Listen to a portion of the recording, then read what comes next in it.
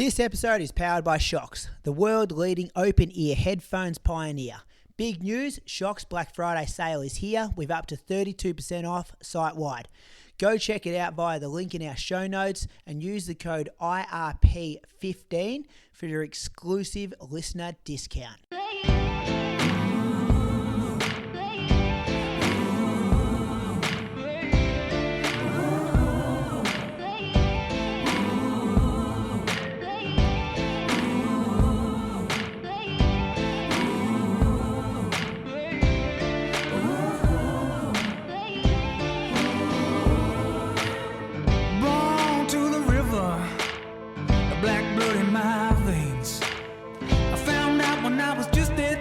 Your skin can bring you so much pain. Now I hear you say you got the best of both ways. Won't you come and take a walk in my shoes and tell me if you take... Welcome to episode number 421 of the Inside Running Podcast. A massive thanks for being with us for another week. Looking through this agenda now, a few kind of domestic races to talk about. The Vic 5K Championships. We also had the Western Australian 10K Champs. And maybe some racing in Canberra. That actually might have been cut since I read the agenda this morning. NCAA cross-country champs happened. Jess Stenson's going to join us for a bit of a Valencia Marathon update. She'll be here in about 30, 45 minutes, boys. We got whispers, we got moose on the loose, and we've got a listener question brought to you by Precision Fuel and Hydration. Welcome to our co-host. He's up in Canberra, one of the best-looking people in Australian distance running. Croaks, how you going this week? Full of shit, Brady. I'm good, mate. Life is good. No complaints here. Yeah, look good, feel good. Our other co-host, we're still waiting on the twins. He's with us. Not sure for how many more weeks. Every week could be your last week, Moose. So welcome to you for episode 421. Thanks. Yep, still here. Still father of one. But good, like you said, bags are packed. A bit of a scare today. Nearly went into to Uber driver mode. Is it all like planned out? Like, is it like this is what happens when it happens? Not really. We're just 45 minutes away. So I've just sort of got to be around. And even on the long run on Sunday, I was running along like a fair way away from the car. And Ali goes, "You got your phone with you?" I said, "No, why would I need my phone?" She goes, "Well, your wife's like 35 weeks pregnant and has had some scares already. And if you were to run home from now, it would probably take 40 minutes and then still got to get to the car." And so, yeah, I got to be better at that. Yeah. Okay. I am thinking I've got a bag packed. And today I was thinking if this was Croaks, he'd probably have a pair of racing flats in that bag. Just in case he needs to do a session like... a monofartlek around Yerrabee Pond before you go in. Never going to live that one down, am I? It's safe. It's probably safe that the contractions are what? 2 minutes apart? I think that's a monofartlek safe phase. I've actually given some people the same session that I did that morning, and that's called the labour session. Isn't it crazy, Croaks, to think he's going to go from having like one less child than us to one more child than us? Like, he's going to be the expert on parenting. He goes from 1 to 3 and has us covered. And remember back in the day when we both had kids, Brady, and he had none, how much kid talk, how much he hated it? They were talking about that on the UK Monthly today. They were talking about how you had the snoo and all those kind of things, Moose. The snoo, yeah, I got 2 snoos now. Oh. Set up next door to each other. They're ready to go. Not cheap, the old snoo. I don't know if you're joking either. That's the thing. You would buy 2 of those things. We have 2 snoos. Okay. That is not a joke. Right. Black Friday specials, Moose? If I can pay my way out of this, I will.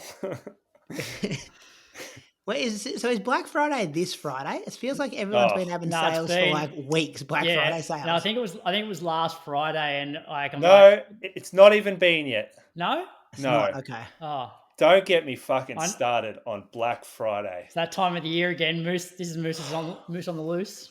Moose, we can get. I understand it for running retail, but like we're looking to make some improvements around our house to potentially sell it, and we need a new dishwasher. So I've been holding off for Black Friday to try and save myself a couple of $100. Are you okay with that? Well, I'm okay with anybody doing whatever they want to do. I'm just saying that if everyone saves up all year and shops with the big brand companies and the massive online retailers without spending money in their own local community and going and supporting the local white goods retailer, that white goods retailer will not exist. And I can guarantee you it won't exist after what this, because Black Friday used to be one day, and then it turned into, there was like Cyber Monday, which was online. And then there was the weekend, whatever that is. I forget what it's called now. And now Halloween's like the kickoff period, which is 3 weeks ago. So this is, it really starts to hurt the businesses that can't afford the discounting that the big companies can do. Those that actually have overhead costs that are involved in operating a small business in the community. So I'm like, I got no qualms with people jumping on and getting a bargain if they need something, but you've got to sort of spread the love around a little bit. Otherwise, the local businesses do not exist, and it's something about supporting your community that makes you feel good. Like if you buy that dishwasher, Brady, and you're giving money to a CEO who is on 20 million a year, and there's like it's a conglomerate of a company that does not appreciate your business at all. Whereas if you go to the white goods retailer down the road, that's the local footy umpire or the local footy coach who's taken his kid through under 10s that your kid plays with. It's the guy that donates to Sweat vs. Steam last weekend. Without the small businesses, that the community doesn't exist. Yeah, he's talked me into it, Croaks. Well, like when it comes to white goods, though, there aren't that many small chains anyway. They're all like still better to go get it in person, like from Harvey the guy Norman, at Echuca, though, wouldn't it? Good guys. Yeah, but like in Canberra, for example, there's none of those. Electrical. There's none of those small ones. It's all the big ones. And I don't understand the franchising model of the big business, but like for instance, the Athlete's Foot, they used to be most of them used to be locally owned stores. So you would think Athlete's Foot, massive business, like 500 stores or something. I'm not sure exactly, but and you think, oh, that's big corporate. But no, it was locally owned. And the person that owned the Geelong store was a local supporter of the netball community and all this. Whereas the corporation's sort of taken over a lot of those stores, and there's very few actual franchisees that exist. And I think that's gone the way of the bigger box white goods stores too. Because there was a locally owned franchise in Geelong that I used to go and support. Ross Park. He actually so his wife was employed Ali as a Pilates instructor at her house. So that's like the chain of the cycle.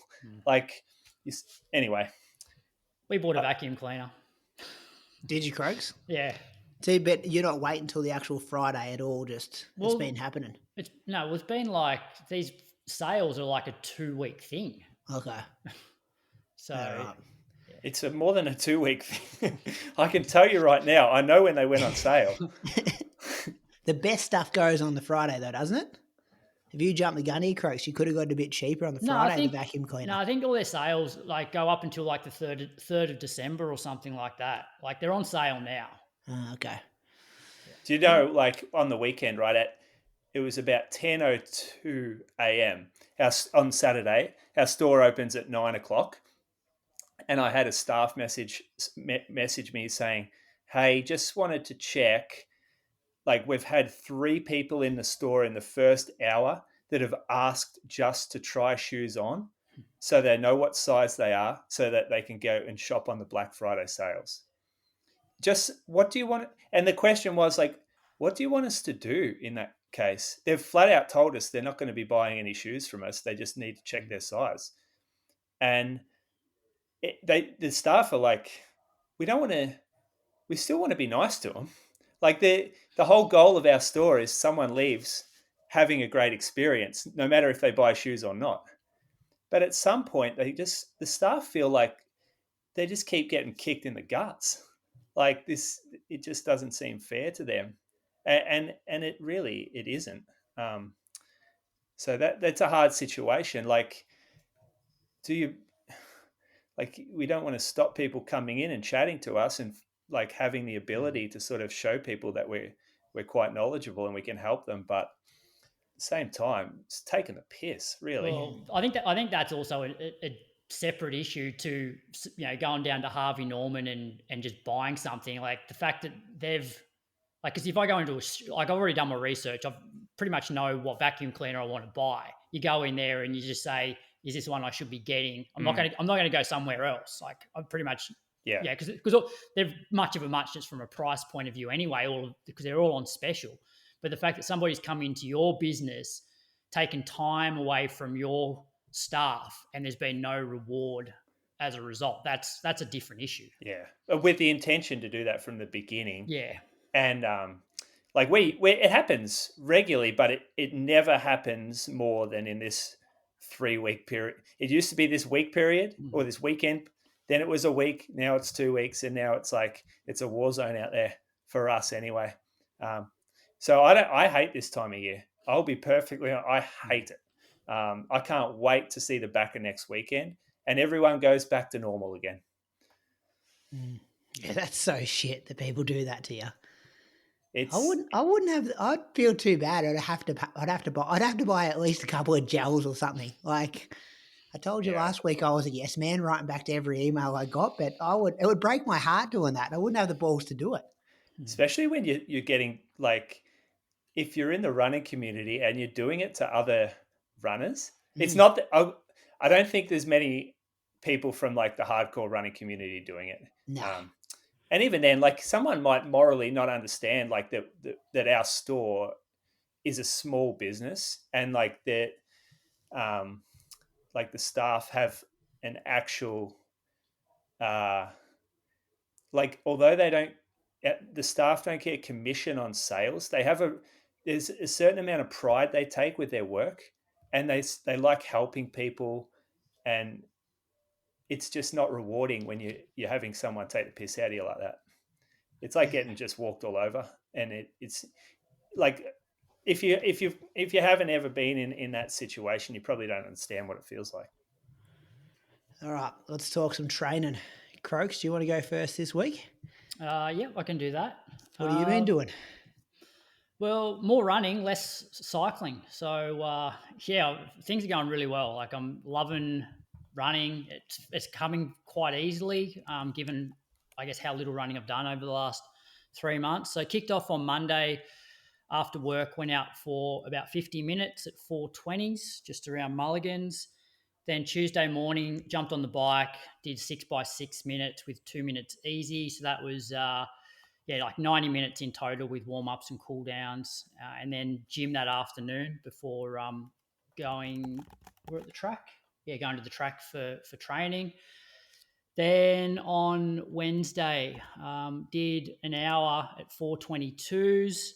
Like, heart rate's been like really fairly low for, I'd say, like where my current fitness is. Like, most of my runs have been like in the 130s, and feeling good, as I said. And then on, when was it, Thursday, got out for another hour at 4:21s.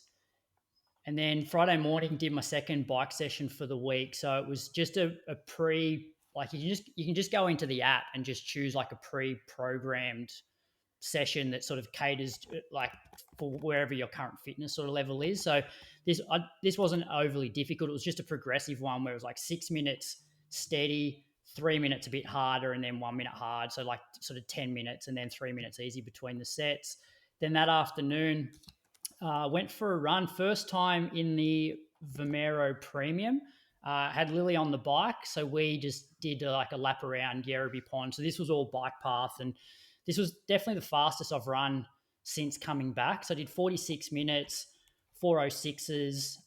Had like maybe the last 3K were downhill, and I loved this shoe. I've been thinking about the last few days what something like the Vomero Premium and the Vomero Plus do for old guys, because both these shoes have made me feel fit, even though that I'm not that fit. And I'm like, well, why are they making me feel fit? And part of that feeling fit is that covering the ground well, where you've got a bit of pop. And I think as you get older, like, so when I was young, I could put a pair of Pegasus on and feel that pop because I'm getting it from my tendons, my muscles, extra testosterone, that sort of thing. And as you get older, that pop off the ground, you lose that, but these shoes give you that back. And so it's super fun. It actually makes you feel like you are moving well, which is, I think, a massive bonus for old guys. Would you agree, Moose? Oh, absolutely. It makes, I think I said it ages ago, it makes me feel young again.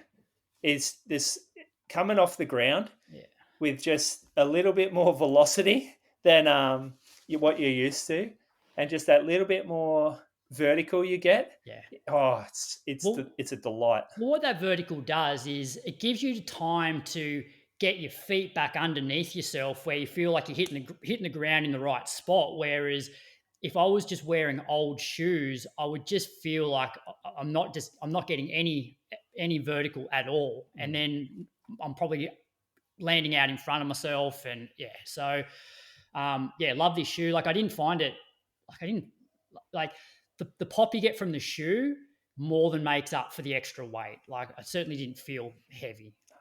It's okay to feel heavy in that shoe too, because like if you're not going to wear it for any time that you need to feel fast or light. Yeah, that's where the Vomero Plus comes into it. You got a Plus? Yeah, I do. Yeah. So I've been doing my long runs in the Plus. Yeah. Yeah. And but this was the fastest that I've run. Like, I had no issue. Like, the last few K were predominantly downhill, but like I averaged 406s for this, and felt good the whole time.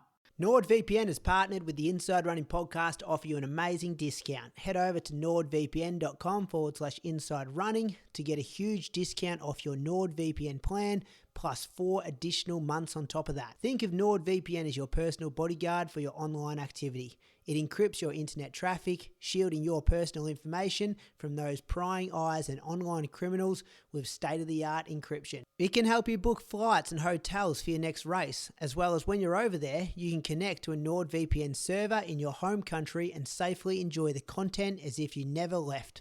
Wherever you travel, it's perfect if you want to follow local Aussie sport.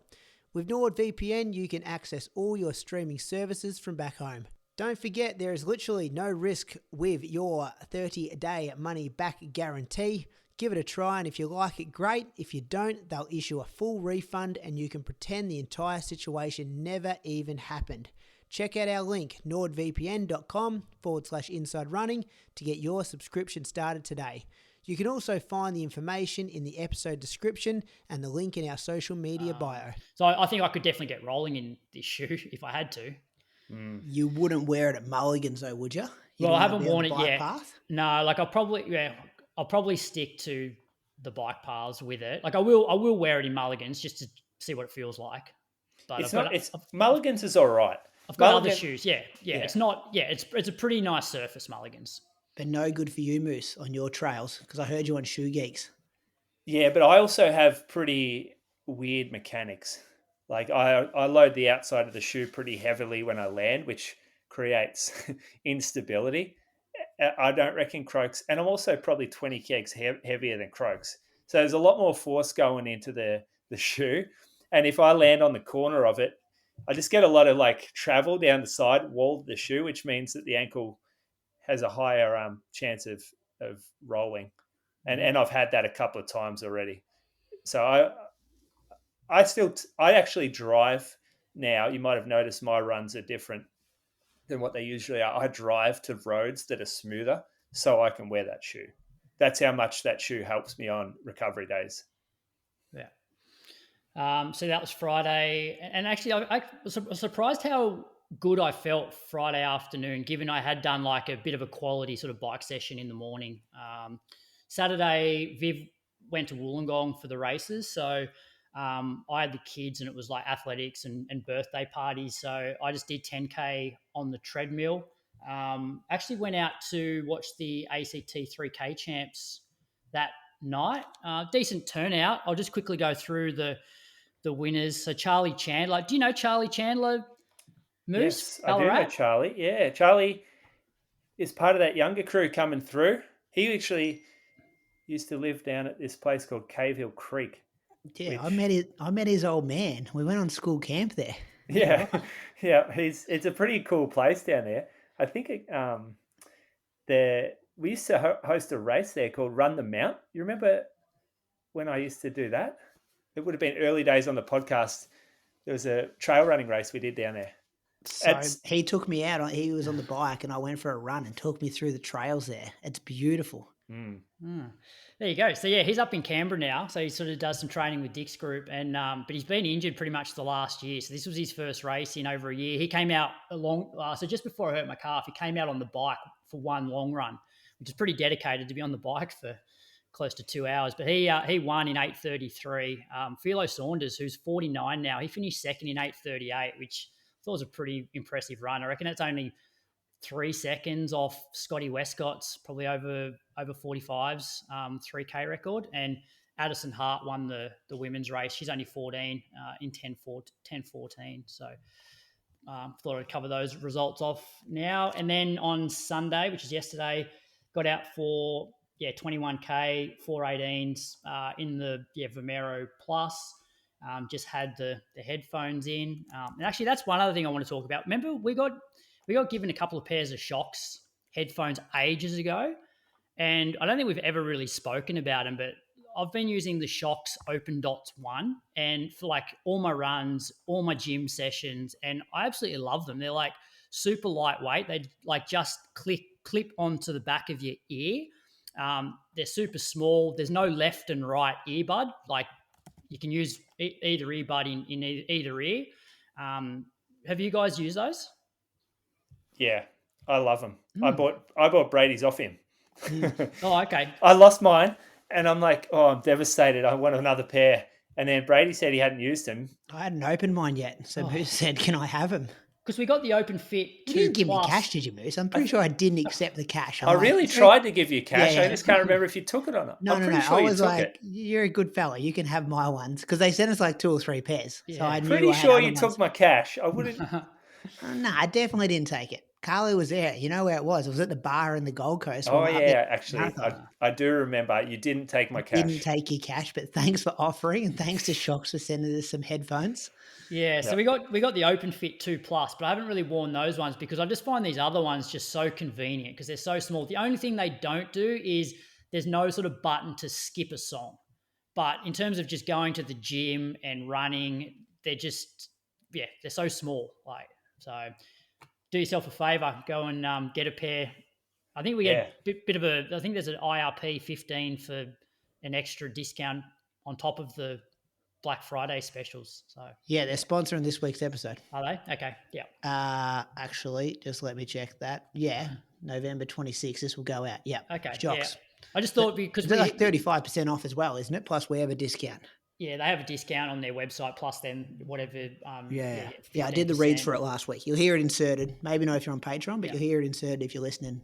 Yeah, we've had them since. Yeah, we've always had them since Gold Coast, but we've never really spoken about them. But I've been wearing them for everything. So yeah. Well, they were at the live show. Remember, like the real, like the heads of Shocks in Australia. They come to the live show. Yeah. So that's my week. I think I ran 80. Let me just bring. 82K for the week. Getting close to the 3 digits. One he's day already off. fitter than us. I don't know about that, but like. Fitter than you. I'm not in the fit conversation at the moment. The one thing I've been really surprised with is how quickly my heart rate is coming down as soon as I come off. Like I haven't been running super hilly, but as soon as I come off a hill, my heart rate really drops. So like I averaged 135 yesterday, which, the fact that I haven't done any like running sessions or whatever and haven't run that many miles over the last 14 weeks. Like normally when I get back into running, like easy runs, my heart rate's well into the 140s. So it's, it's promising. And I feel like I'm moving well. So just need to be patient, but I do want to introduce some sessions soon. Just light ones. It's worked well for you though, hasn't it? Like Toby Menday, get the cycling in there. You should also keep the big shoes on for your workouts if the calf is still precarious. Well, I haven't had any issues with the calf for the last 2 weeks, like none at all. And I thought that Friday run when Lily was on the bike was not a bad little tester. Like I was definitely, I think I got down to I had 1K there. It was 3:48, which it was slightly downhill, but like I probably wouldn't need to be running much quicker than that for my first session back, like doing 3-minute reps at 3:40s or something. We'll get to it at the end of the year, Croaks, but have you thought about what 2026 is going to look like? Because you're setting it up nicely here, like to have a run at it from, say, Jan 1st. Yeah, like I don't want to rush back into a marathon. Like I sort of want to just work through the distances a little bit, because I feel like if I focus just on getting good 5K, 10K fitness, it stops me from being greedy when it comes to, weekly volume, longer sessions, long runs. So initially it's probably just getting in good 5 and 10K shape, and then looking at something later. Like I've got a couple of athletes that are going to be running Ballarat Marathon, and so potentially try and go and help those guys for, halfway, 25K, whatever. Like, imagine that, Moose. Croaks on the streets of Ballarat, because it's the race of the people. A lot of listeners down there on the sidelines. It's a long way away for him to get there. I just don't. It's easy to throw those things out now back in November, but getting him actually down out of Canberra at all, that is going to be a real challenge. Yeah, we'll see. But I'm definitely drive, Croaks? You drive it, wouldn't you? Oh yeah, drive down. Yeah, definitely keeping the bike. Definitely keeping the bike in the rotation of training. Like even today, I did 50 minutes of running and then 65 minutes on the bike to Sabo. Hey, you could stop over at my place on the way. We'll see. Not far off there. You're pretty much going through Shepparton. So chuck an hour in and then we can go down together. I've had 1 week of 80K. Let's just cool our jets. It's on the mind though, isn't it, Moose? This bloke's always got something just burning away at the back of the brain. He's got all those age group records still. I know. He keeps bringing them up in the message chat, doesn't he? Yeah. Bullshit. No, you said. You I reckon you can get them too. Yeah, but what's my tone with them? My tone is that I'm generally against them, yeah? Nah, but the fact that you know them, like you would complain about someone having these records and I'll say, what is it? And he just bang, instantly tell you what it is. So I know the website. I know where they are. What was the one you said the other day? Because that one's gettable. Is it the 10K road? Yeah, what's 10K road? Well, the real one's Mona. No, we don't worry about the real one. Whatever's in the books. I worry about the real one. And Mona ran like 30:09 as between 45 and 49. I actually think you could get that. I don't. I do. But anyway, thanks. I do think you could get that if you had 12 months uninterrupted. But the non-Mona one is low 31 minutes. But I don't know how they can be two. I don't know how they can be two Aussie records. Yeah, because Mona wasn't registered with the what's it called? Athletics. Yeah, Masters Athletics. So what's that one? Those ones. What? You want the actual ones. Yeah, you want the real ones. Well, if it's there, take the soft one and then go for the harder one. And then we introduce you as the Australian record holder. Imagine the Instagram bio. Saka selling it to sponsors. Do that when Mona's on the episode. Yeah, you and Mona can have a debate about it. Oh, there's no debate. I'd be with him for sure. I think you go for it. Take the soft one, then go for the hard one. Where could we set it up? Surf Coast Track Classic? Might be a bit early. I think it's road. I think that's 10K road. Oh. Albert Park's Albert Park to break 31. Well, Sydney 10's short, isn't it? Not anymore. Oh, yeah. Albert Park's where the depth is. You'd come like 80th running 31 minutes. Let's just get back to some sessions first. Bruce and I could pace you through. Could be a real team effort. Didn't you do that for him once before? Yeah. I was about 40 seconds up the road though at 5K, and then he put me to the sword at 9.5K. Yeah. Never live that down either, Moose. Always reminds me about it. Tell us about your week. Well, I had another personal best 2025 week. I ran 2 times on Monday, and then just short ones, 6K. Found a new spot to run. Beautiful place up here. Working from home now, because I can't be too far from Brady, you get a little bit more opportunity to recover and train, and it's not bad for your running working from home. I think there's be a few people out there that sort of look at it like that. on Tuesday, I ran 14K just out and back on a pretty cool road. I don't know whether I told you this story, but on this road, there was I didn't run past it, but Claire Thomas, who is a bike rider in Anglesey, she rode past it. She's been seeing the fish that I've been seeing. Well, she posted a photo of a wallet with a bit of money strewn around and a knife, like a hunting knife, stuck in the ground on the road on Strava. And then Ali was running with Kieran and someone else, Liam maybe, and they saw this really dodgy character in the middle of the bush. And so police were called, and it turns out there's a criminal out there in these bush tracks who's got a big record, who is obviously off his face and dumped his wallet and a hunting knife just on a dirt road and then headed off on a trail, like middle of nowhere. And Ali, luckily, had the couple of guys around her that she always runs that solo, and they've run past this guy just randomly in the middle of the bush. Very dangerous stuff. Have they got him? I don't know what happened after it, but the police were out there looking for him for ages. And even that night, like, it sort of links up with my road, and they were out there. I walked my dog after dinner, and they were out there looking for still looking for him at that time at night. Is there a link between him and the fish? I don't think so. Okay. Have we got to the bottom of the fish? Why are people dumping fish on the side of the road? Well, I think it could be carp. Like, the theory is that it's carp and they're pulling them out of the reservoir there. But that's like the drinking water. Actually, no, it's not. It's like a shit farm. And so, do you think that fish could survive in a shit farm, like a water treatment facility? Oh, yeah, probably carp could. Yeah, it could be it then. Yeah. Like, you're not allowed to put carp back here in Canberra. If you catch a carp, you have to That's a big rule of fishing, Croaks. Yep. Okay. Yeah, you got to get rid of them. Well, then there might be people fishing in the local water plant.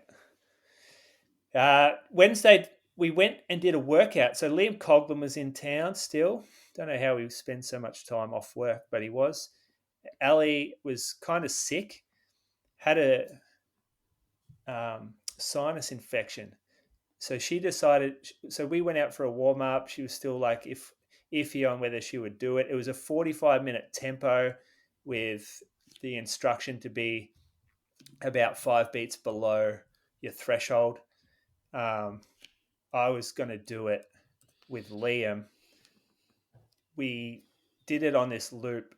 Oh, it's such an average loop right now, around the river. We just have no good workout spots down here in Anglesey.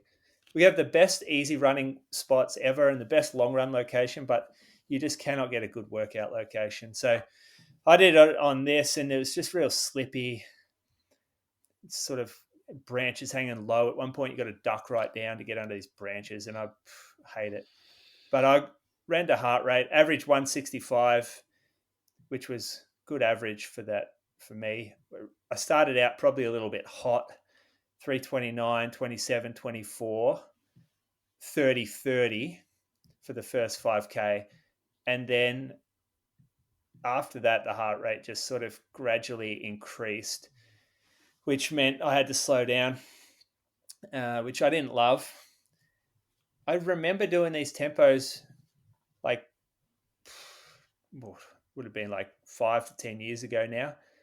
And there would be no way that if I got to the halfway point of the workout and my heart rate started to rise, that would be the point that I would just decide to slow down, like actively slow down.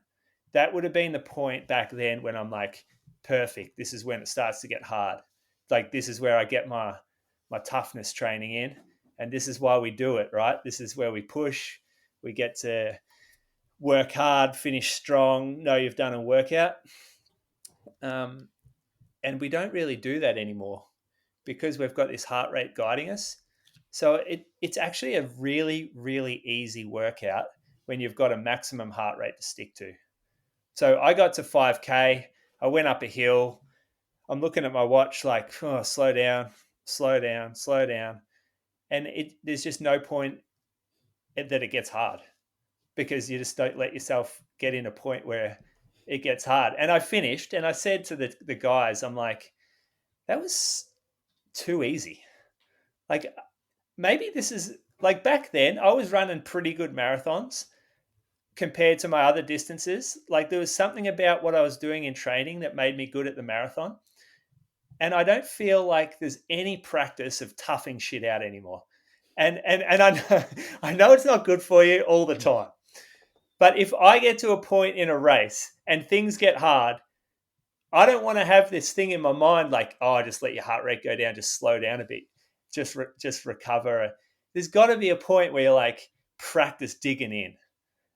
And But there is moves, but it's not. But that's why this session's so good for you for where your fitness is at the moment, because you want to build yourself to be strong enough so that you can actually do those sessions where you push. So we're still preparing to prepare, aren't we? I reckon you are, yeah. Preparing. I reckon I am too. But there's something in my psyche that felt like a real pussy workout. No. You're still in the help or hinder stage. And you can do it doing it in big workouts like that to prep for a marathon is different than, like, when you smack a real good monofartlek, like you do monofartlek hard, you keep the gas on in the floats, like that is the perfect prep for like a 5 or a 10K race, I always felt. And it's 20 minutes, it doesn't go for that long, but if you do that hard, if that's on your program, that should never be easy. And I'm sure Mono will tell you the same thing. Like every Tuesday night, he's hammering for that 20 minutes. But then there's less risk because it's over in 20 minutes. The monofartlek, I remember asking him, it was on the lake actually, and we'd just finished it. And I think he was just jogging or he was on the bike or something. And he said, oh, I would hate, I had it set up in my watch and it kept beeping. And he's like, fuck, I would have hated having that going off while I was doing my workout back in the day. I said, oh, how would you know when to slow down? He goes, slow down? I said, yeah, like on the offs. He goes, there were never any offs. There was hard, and then there was as hard as I could go. They were the two. Yeah. I'm like, okay, I get it. And I get you can do it in other ways. You can kind of implement it and tweak it and stuff. But to do it the way that Mono was doing it, it is one of the hardest things you'll ever see on your program. Yeah. And it's only 20 minutes. No, but you overcook it, don't you? Like, how many times have you got to 12 minutes and you're like, I'm gassed. I'm not making it home today. Especially the first time that you do it when you haven't done it for ages, you get to 6 minutes to go and you're like, oh, yeah, this next 6 minutes is going to be ugly. But then the next time you do it, it might be only the last 3 minutes. And then next time you do it, you actually finish it like well. Yeah. But what you're talking about there, Moose, is just that crazy distance runner mentality that no pain, no gain sort of thing. But you can get, but you probably got like 95, if not 97% of the physiological benefits by just holding back a little bit. Yeah. Than if you had actually pushed. I know the physiological stuff was spot on, but there's a psychological element that it was not filling my bucket. No, and you train the next day, you do a good long run, you get your biggest week you've done the whole year. Sitting here now, I'm fully agreeing with you. Yeah. I'm agreeing with you. But at the time, did not feel good to slow down. Anyway, 45-minute tempo, it's a decent amount of time. Good time on legs. I actually, at 40 minutes, my calf started to tighten up, and I get that a lot. I have to be really careful about what shoes I'm wearing at the moment, because anything that's got a too low of a pitch or it's a bit too soft, the left calf gets a bit tight. So I was sort of worried about that the next day, but it was like you put those Vomero premiums on and you're fine. So I got out 8K morning and then 6K in the Arvo, totally fine. Then I went down to Aries. Ali and Jordan did a workout together and I thought because the calf got a little tight, I would push this one out to Saturday. So I just jogged up and down this road where they did their workout, which for those interested was 6-minute threshold, 3x4 minutes at 3:10-ish, 4x2 minutes faster than that, and then 4x1 minutes faster than that. So Ali's getting ready for Zatopek, starting to throw some more VO2 stuff at her, like try to prepare her for some of that faster pace stuff, maybe through the middle of the race. Hard track 10Ks, they're hard. You never have an easy track 10K ever in your life. I don't. Yeah. I feel like you've been running for ages, and you look in the lap count as 18. Yeah. If you get those wrong as well, it's a long last 6 or 7 minutes. That is the race that will bring you to tears before any other race. That one. I remember somebody saying to me, you don't want to look at the lap counter until it's less than 10. Yes. When Good you get point. the pacing right, though, they're quite enjoyable. Oh, if you absolutely knock one out of the park, maybe. It's pretty hard work to do that. That was an hour and 10. Then I did a workout on the Saturday morning. I put on these new shoes, the Hoka Rocket X3. They got a slightly higher pitch. They're a bit more stable. Tommy talked about them on Shoe Geeks, actually, as a potential good option for a safer shoe for the marathon, or a safer workout shoe. So I fully agree with him. It was a really nice shoe for me. I put a heel pitch in. Didn't feel my calf once. I did a moose fartlek, so I didn't actually know what workout I was going to do. I just wanted to do a fartlek of some sort.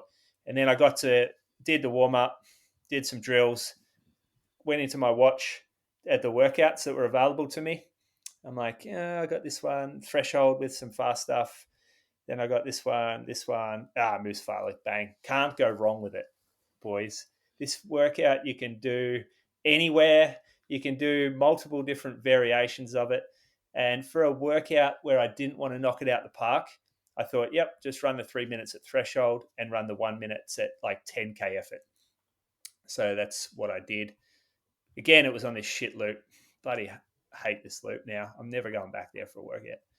3 minute, 3:27, 3:30, 3:19, 3:24s, 3:23s, and the 1 minutes were 3:20, 3:08, 3:09, 3:17, and 3:09. So that was I coming up with metaphors in my head for taking a workout easy. I thought I'd go golf. So like the first one that came in my mind was kept the driver in the bag today. Then I thought, oh no, maybe I'll go with hitting irons, hitting the short irons today. Then I thought greens in regulation, good metaphor for the workout today. Playing off the ladies, and then I thought, oh no, we've been in too much trouble on this podcast. I'm not calling it playing off the ladies. I'm going to say playing off the front markers. That way everyone's happy. Any others you got for me, just to make sure people know that I took it easy? I don't know a lot about golf, so I feel like I just learned a few sayings. You can use them then. Thank you. Croaks? No, you've good done golf well there, guy, aren't you? Bruce. Done very well there.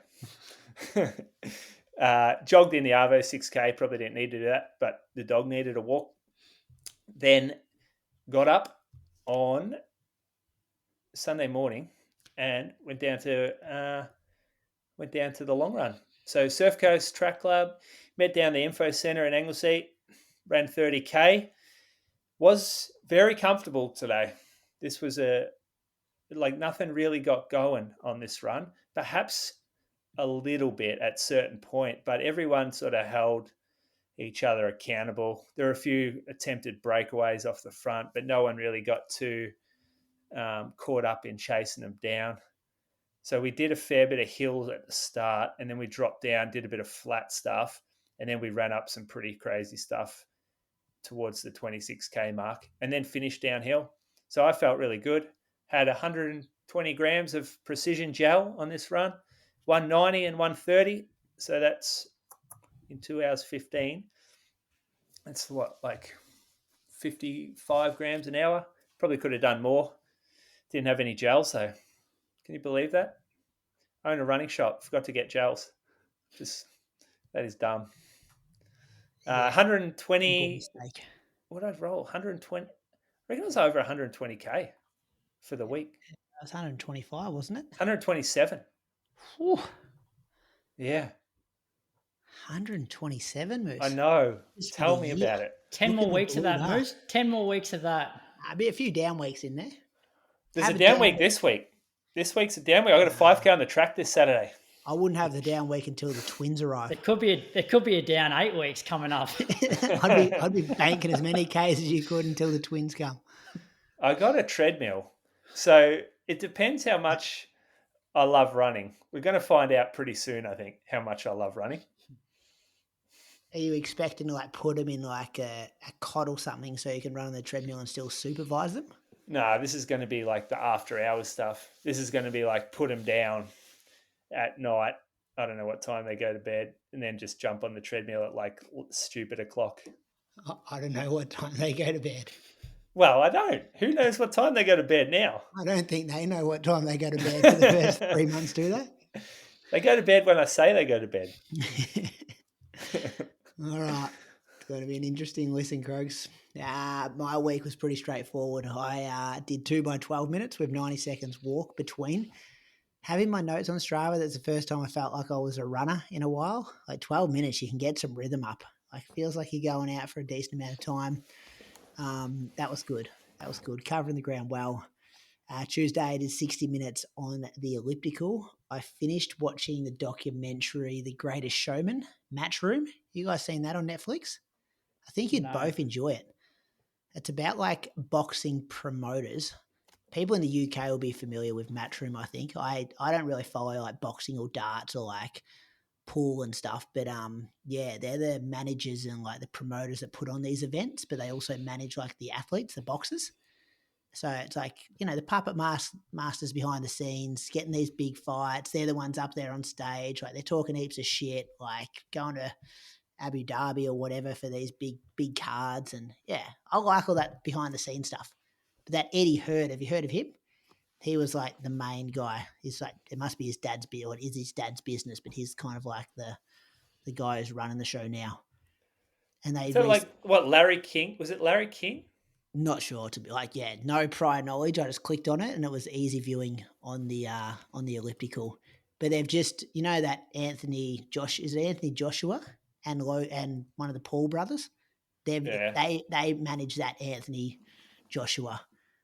So he's kind of featured pretty heavily in there. And yeah, now that I've seen all that news drop, I see these guys at the press conferences and I'm like, you're the guy from the documentary who's taken management fees and all these kind of things. So that was entertaining. Wednesday, we progressed to 2 by 15 minutes with 1 minute walk between. Felt good there as well. Thursday, 45 minutes on the elliptical before work. Was going to be an hour. Got to the gym a bit late. Didn't get on at the time I wanted to. Friday, first continuous run, 20 minutes at 4:46s. That was good. Saturday. Heart rate? Let me tell. It hasn't actually been crazy bad. It's been all right. Let me just open it up here. But I'm gonna. This was before work. I'm gonna guess low 140s. Let me tell you though. 20 minutes. Here we go. Average 4:46 pace, and the heart rate was 141 average, which is pretty nice. You're not unfit. I feel like I've done enough on the elliptical. I haven't been. I'll tell you a bit about some elliptical stuff in a minute, but I feel like I've just exercised once a day to be able to hold like Croaks has been a lot more disciplined on the bike and stuff than I have the elliptical. But I feel like I've done enough to just keep a base level of general fitness. I think you two blokes provide a bit of a inspiration or a success story for cross training with how you've come out of these Croaks' longer injury and your stressy thing, Brady. You guys show that cross training works if you're disciplined with it. It's not like you go on the elliptical once a week, you're going to see any difference. But if you keep it up as part of your routine, I think you can get back to fitness so much faster. Like Craig's barely running, and then all of a sudden running 409s at a aerobic heart rate, and you're running 445s or something at an aerobic heart rate that's good, like a low end or like zone 1 high end. Like that's good stuff.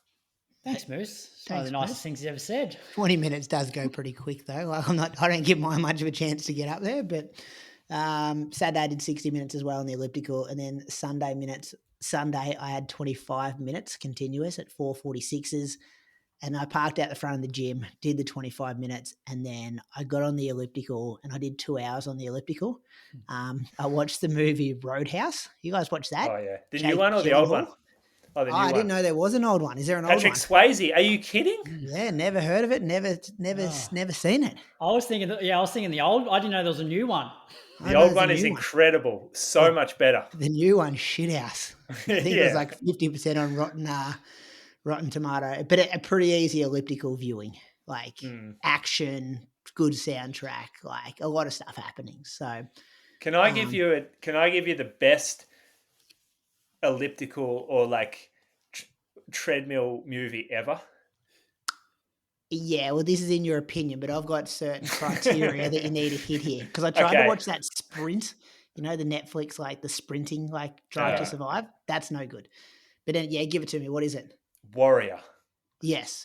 We've had this discussion before. Have we? I'm going to watch it again. Great movie. I have to watch it again. Yeah, UFC vibe too, isn't it? He has to fight his brother in some competition to make some money. Army hero, war vet.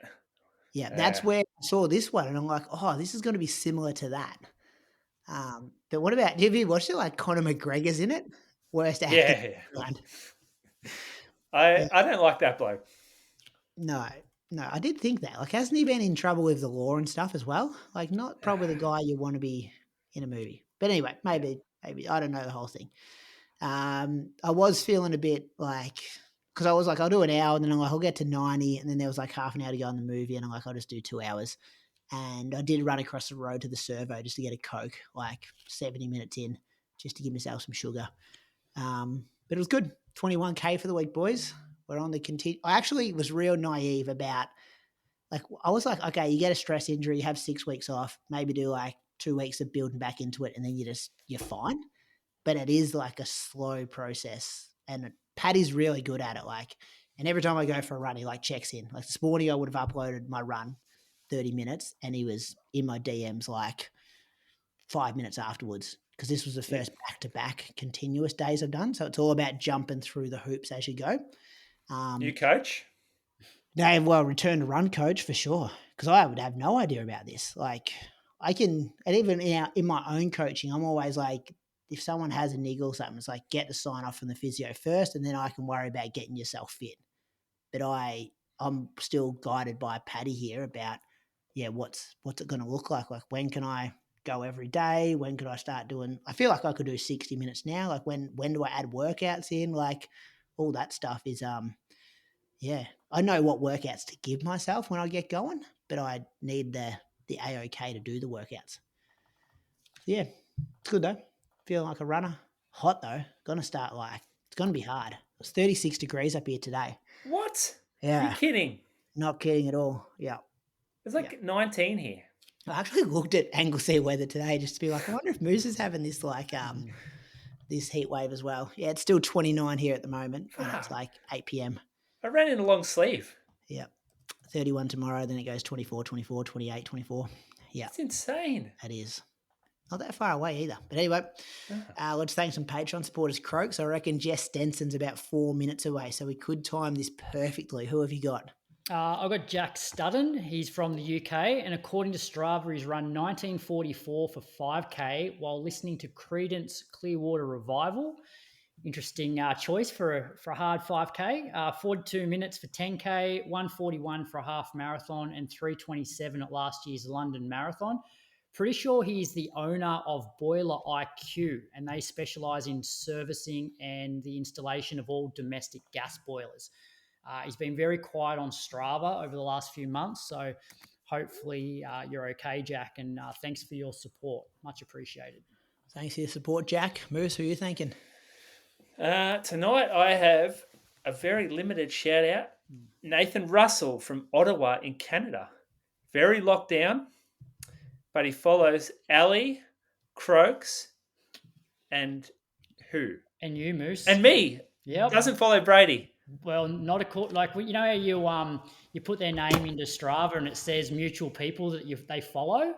Oh, I love that. And yeah, so it's just you and Ellie, but it says that he, like when I put his name in, it says he follows you. So very good. Don't know Thank don't know what's going on there, but we haven't had many Patreons from Canada. No, I reckon he follows me on Instagram. I just looked him up on Instagram. Mate, we don't care about that. Yeah, Strava, we're a running podcast. Strava is the king. Strava is everything. I don't know what I've done, Nathan. But thank you for your patrons. I'll take Patreon support over Strava any day of the week. He could have that cutoff at like 2:18. He could. Oh, you don't know anything else about him. No, that's it. He's very locked down. I couldn't find much. And because unfortunately, I don't know what platform Canadians use for their like running results. So obviously the UK have got like Power of 10. We've got that Race View Brady that we use. I couldn't find too much info, but I thought he deserved a shout out. And I also like the fact that he didn't follow you, but he followed Moose and I. Yeah, that's a good start. I'm going to thank Patrick Flanagan. I coach Patrick. He's based over there in the UK in Warrington. According to Strava, he's ran 16:19 at this year's Mid-Cheshire 5K, 34:42 at the Knutsford 10K, 76:53 at the Wrexham Half Marathon. All this year, boys. So he's had a year of PB so far. His marathon PB is from last year, though, 2:49 at last year's London Marathon. Ran some big marathons. Boston, he did that in April. Chicago, Valencia, Seville, Berlin, Barcelona. He is a mobility consultant at Enterprise Mobility, which unlocks business value through custom total ground transportation solutions. He helps businesses, financial and HR leaders increase business efficiency, productivity, and engagement of workforce. Sometimes, Croaks, I don't know if we need all that. Like we could have just had his title, but that's good. He's running Valencia in a few weeks, boys. And you know when people just have a beautiful build, like runs PBs earlier in the season, does everything right in training, ticked every single box. Patrick's on for a big one coming up in a few weeks. You put the mocker on him there. What do you mean? You've just set him up. Nah. He's gone, he's had a perfect build. He's going to nail it. But we'll check in 2 weeks' time. I bet you he nails it. Like as a coach, you have different levels of confidence in your athletes at times. And a lot of that confidence comes from how well they prepare. And this guy should stand, as long as nothing comes up in the next 2 weeks, like doesn't get sick or roll an ankle or anything, like this guy should be really confident. And you look at his shorter distance times, like he should absolutely smack his PB. Good luck, Patrick. If it's a good day in Valencia. On you, Patrick. If you like what we do on the show, you can support us. Patreon.com/Inside Running Podcast. The UK Monthly Boys went out today. The original Monthly Boys are firing up on Thursday. Shoe Geeks went out early. Croaks did a great interview, Moose, with Greg Frost. Do you know him, Frosty?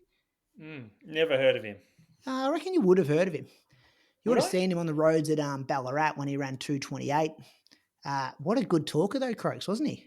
Yeah, he's a good guy. I met Frosty, 2020, I reckon it was. So I've known him for a while. Not that well, but we can see how he goes in Valencia. Yeah, he's set for a good one. Can also purchase any of those interviews as one-off purchases if you want to over there on Patreon. Quick shout out to the Open Fit 2 Plus from Shox. If you've been looking for the perfect workout headphones, the new Open Fit 2 Plus from Shox should be at the top of your list.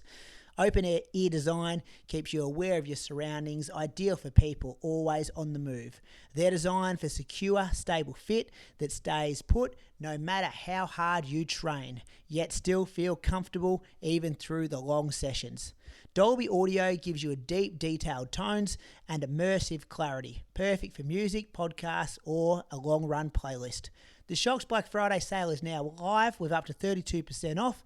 Go check it out via the link in the show notes and use the code IRP15 for your exclusive listener discount.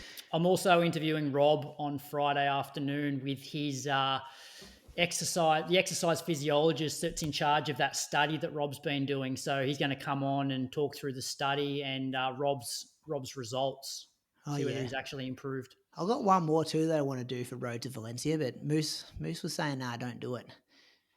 But we'll talk about that off air. Our guest, she's also doing Valencia Marathon in just under 2 weeks' time. She's a Commonwealth Games gold medalist. She's a numerous time Olympian. Jess Stenson, welcome back to the Inside Running podcast. Thank you. Sorry, you had to sit through a bit of chat there about. That's all right. We did try to time it perfectly, and we got pretty close. How you going there, Jess, in South Australia? Yeah, good. I was getting a bit nervous hearing all that Valencia chat. Sounds like there are a lot of people heading over for it. There are. Big hype, big expectations. How are you dealing with it all? How's the prep going?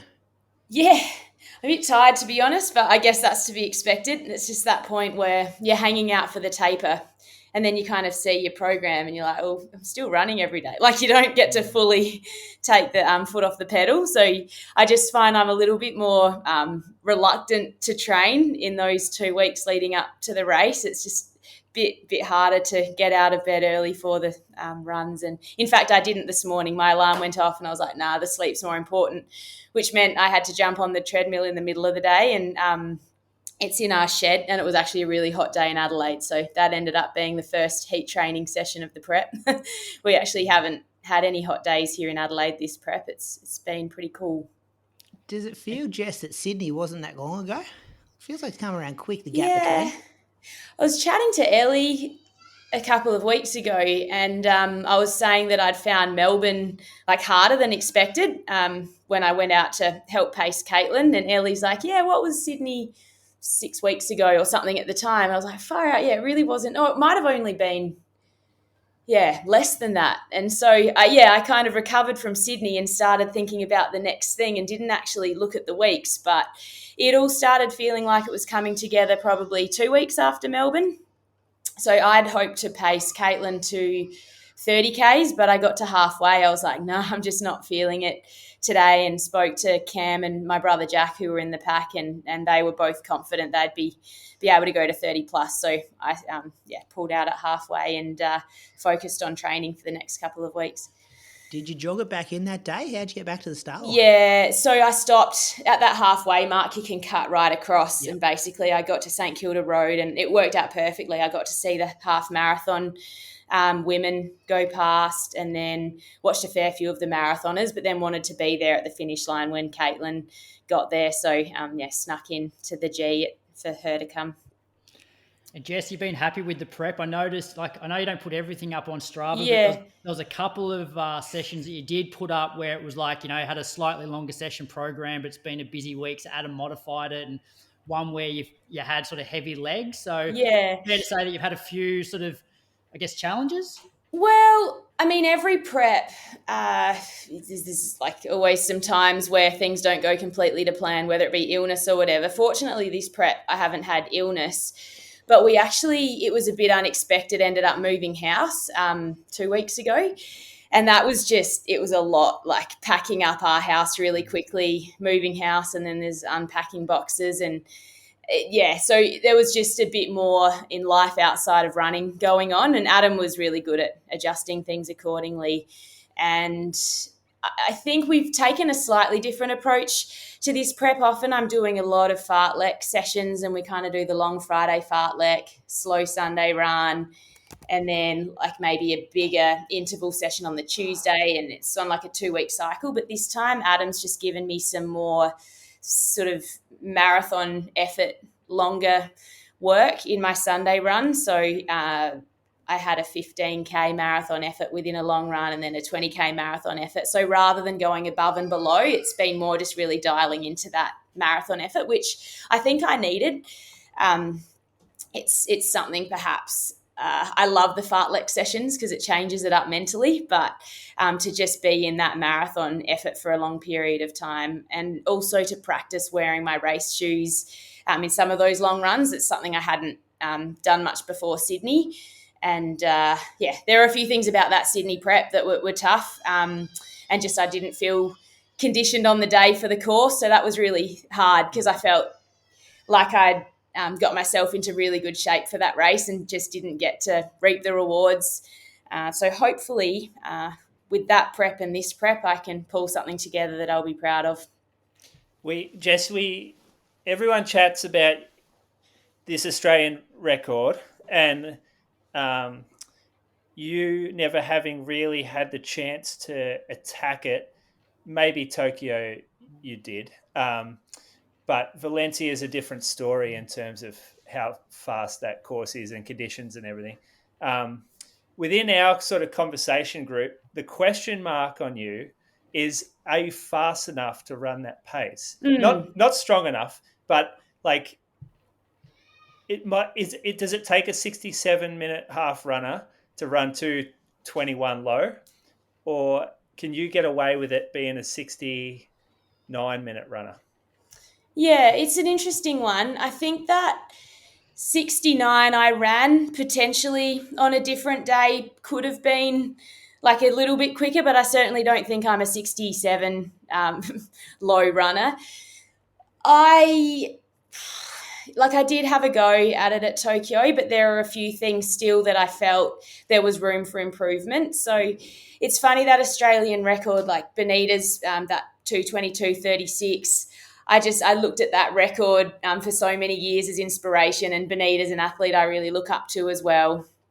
And then obviously Sinead came and smashed out the 2:21.34, and I don't think of that record as numbers on paper. I actually, whenever someone talks about it, I visualize Sinead crossing the line and just how big that moment was. And it really motivates me and inspires me. So I do sort of have that in mind when I'm training and it gets tough as inspiration. Whether I can actually do it, I don't, again, think too much about the end time, but more the pace that I'll have to maintain. And I think like that 3:21, 3:22 pace is something I can feel really comfortable in at training. And I think if there was a day where the conditions were really good and the course was flat and I was in a pack and my fueling went well, potentially I could hold that for a long time. But if it was 3:19s, I don't think so. Like, I dip below that 3:20 and it gets tough quite quickly for me. So half marathons, I find them really hard. I just seem to have this sweet spot between 20 and 25. So I am really interested to see how long I can maintain that for. And I hope there's the opportunity to do that on the day, but I haven't actually heard anything about pace groups or haven't looked ahead to see what the conditions will be like. Well, I think Sinead only ran 68:55 or something along those lines. Like she wasn't much quicker than you over the half. Yeah. Oh, you mean her half marathon? Her half marathon. Yeah, exactly. Yeah. Yeah, and again, that might have been a time on like a tough course on a hot day. I think, what was that, Sunny Coast or something? Sunny Coast, big so race. She might have been able to run faster than that at the time too on a better course. So you don't know. But one thing I think that is beneficial about not being as quick is I can find my rhythm, and I really get a sense of, oh no, this is too quick and I have to pull back. Whereas I think if I was a much faster runner, there's that temptation just to go out faster and you can pay for it later. What have you looked at as something to change between Sydney, outside like the little shift in training stimulus, but is there something you've changed in order to get better? This hasn't been necessarily planned, but my volume has actually been higher, which is funny given it's been a pretty hectic time. I think I just got into this real routine and was able to kind of compartmentalize. So I was just like getting up, doing my first run for the day. It'd get to 2 p.m. I leave for school pickup at sort of just before 3. And so I'd jump on the treadie for my double at that time. And it was just kind of, the weeks I was clocking up probably, 15 Ks a week more than Sydney, which it's made me feel stronger, I think, in sessions, just that going from, say, 160 to 175. And I've typically been one that likes a fair bit of cross-training, but this time around I've just felt like, I was quite happy to jump on the treadie. And I think the treadmill running really helps me to go at a slower pace. It makes you think about your form. It's boring, which I think is good mentally, just to experience and push through that boredom. So that's probably the main thing. And then just the not longer Sunday runs, but adding it a bit more steady intensity rather than what I'd traditionally do would be maybe some 2K marathon paced efforts within a Sunday long run or 3-4Ks, not that 20K block. Mm-hmm. Jess, you've ran some of the biggest marathons in the world. Like, how are the excitement levels for Valencia?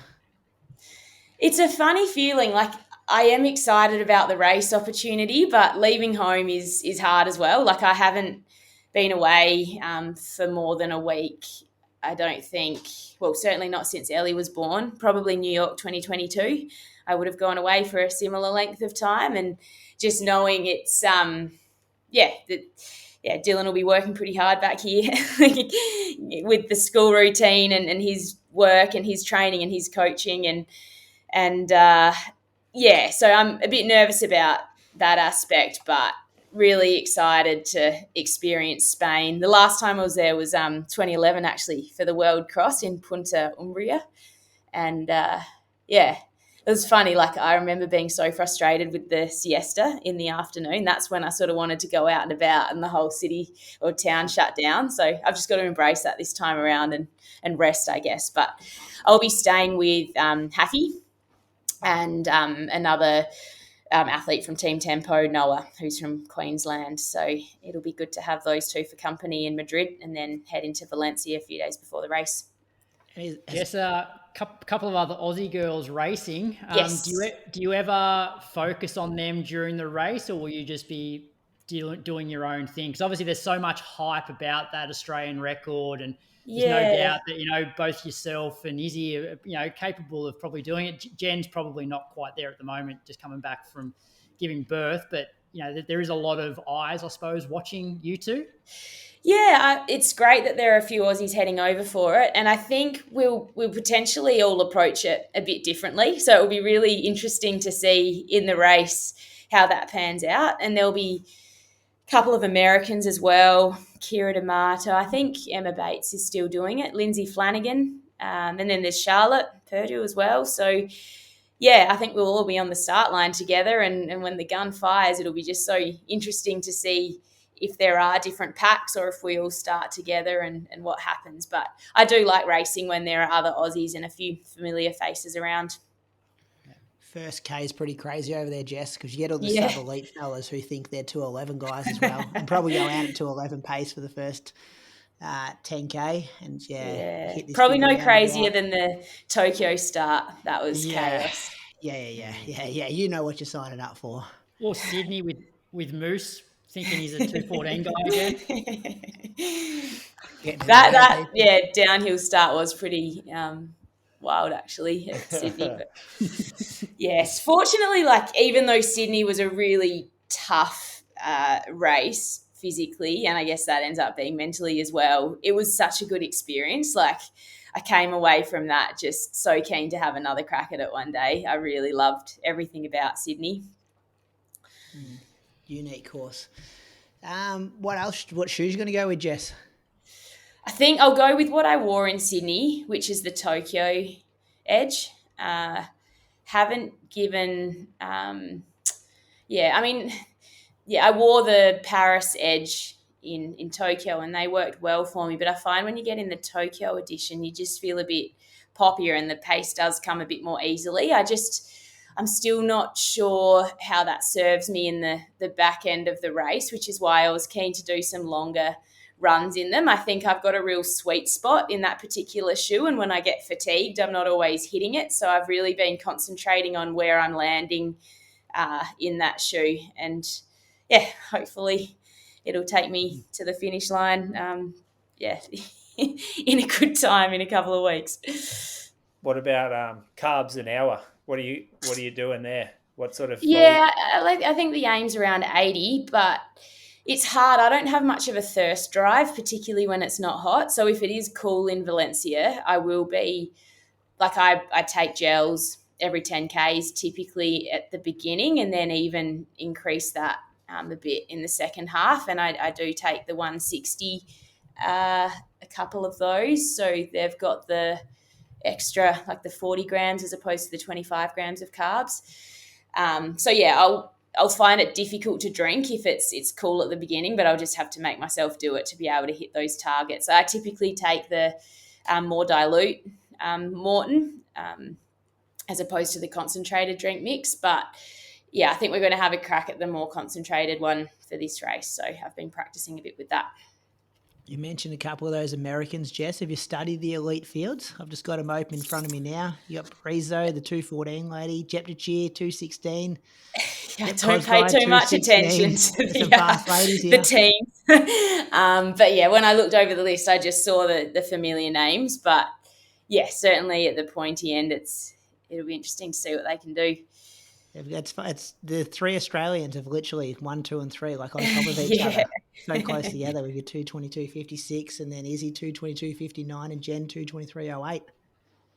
Yeah, no, it's exciting. I mean, I remember watching in 2023 when those Aussie girls all went for it. There were 4 of them in Valencia. It's a pretty good time for viewing. I don't know if there'll be much on the screen, but certainly the tracker has been pretty good historically. You see the little dot run, and track your athletes. So, yeah, we'll see. I think it's 5:30 Adelaide time, so about 6 p.m.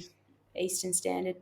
Yeah, it's great for us over here in Australia. Perfect viewing time on a Sunday arvo. Jess, there's this, they put you in this underground car park, and everyone kind of just sets up in their own little, they put like these portaloos in like different kind of corners of it and stuff. It's really weird. The year I was there, Bikili's hooking around and Kiptum and these guys, and you're all cutting laps around this underground car park. Because with the year I was there, it was a bit of a Team Australia. Like, it was Sinead and there was a few of us put our bags in the same spot. Does it become Team Australia over there with Izzy and Jen, or you guys do your own thing and it might be you and have to kind of team tempo thing? Or what do you like pre-race? Do you get nervous and want to be by yourself, or it's still kind of social? Yeah, I'm just thinking of Sydney. I warmed up with Leanne and I think it was Isaac or something. So sometimes you have slightly different warm-up schedules. Like I would say, Team Australia, but sometimes you're like fussing around trying to find something in your bag and everyone heads out and it doesn't work out. But yeah, I hope we can all warm up together. I think it creates a good sort of calmness before the race. And Jen will obviously have Ryan there as well. Oh, yeah. Yep. And a baby to sort of, she'll be juggling a fair bit over there before walking out to the start line. So, got any more questions for her, guys, before we let her go? Oh, I just want to get back to the whole moving house situation because, on the podcast, we often say, things to avoid in the lead up to a marathon. And, you're a professional athlete. Like how much warning did you have before the move? Because I'd imagine it'd be quite a stressful thing knowing that, you're trying to go overseas to potentially break an Australian record. So it's not ideal.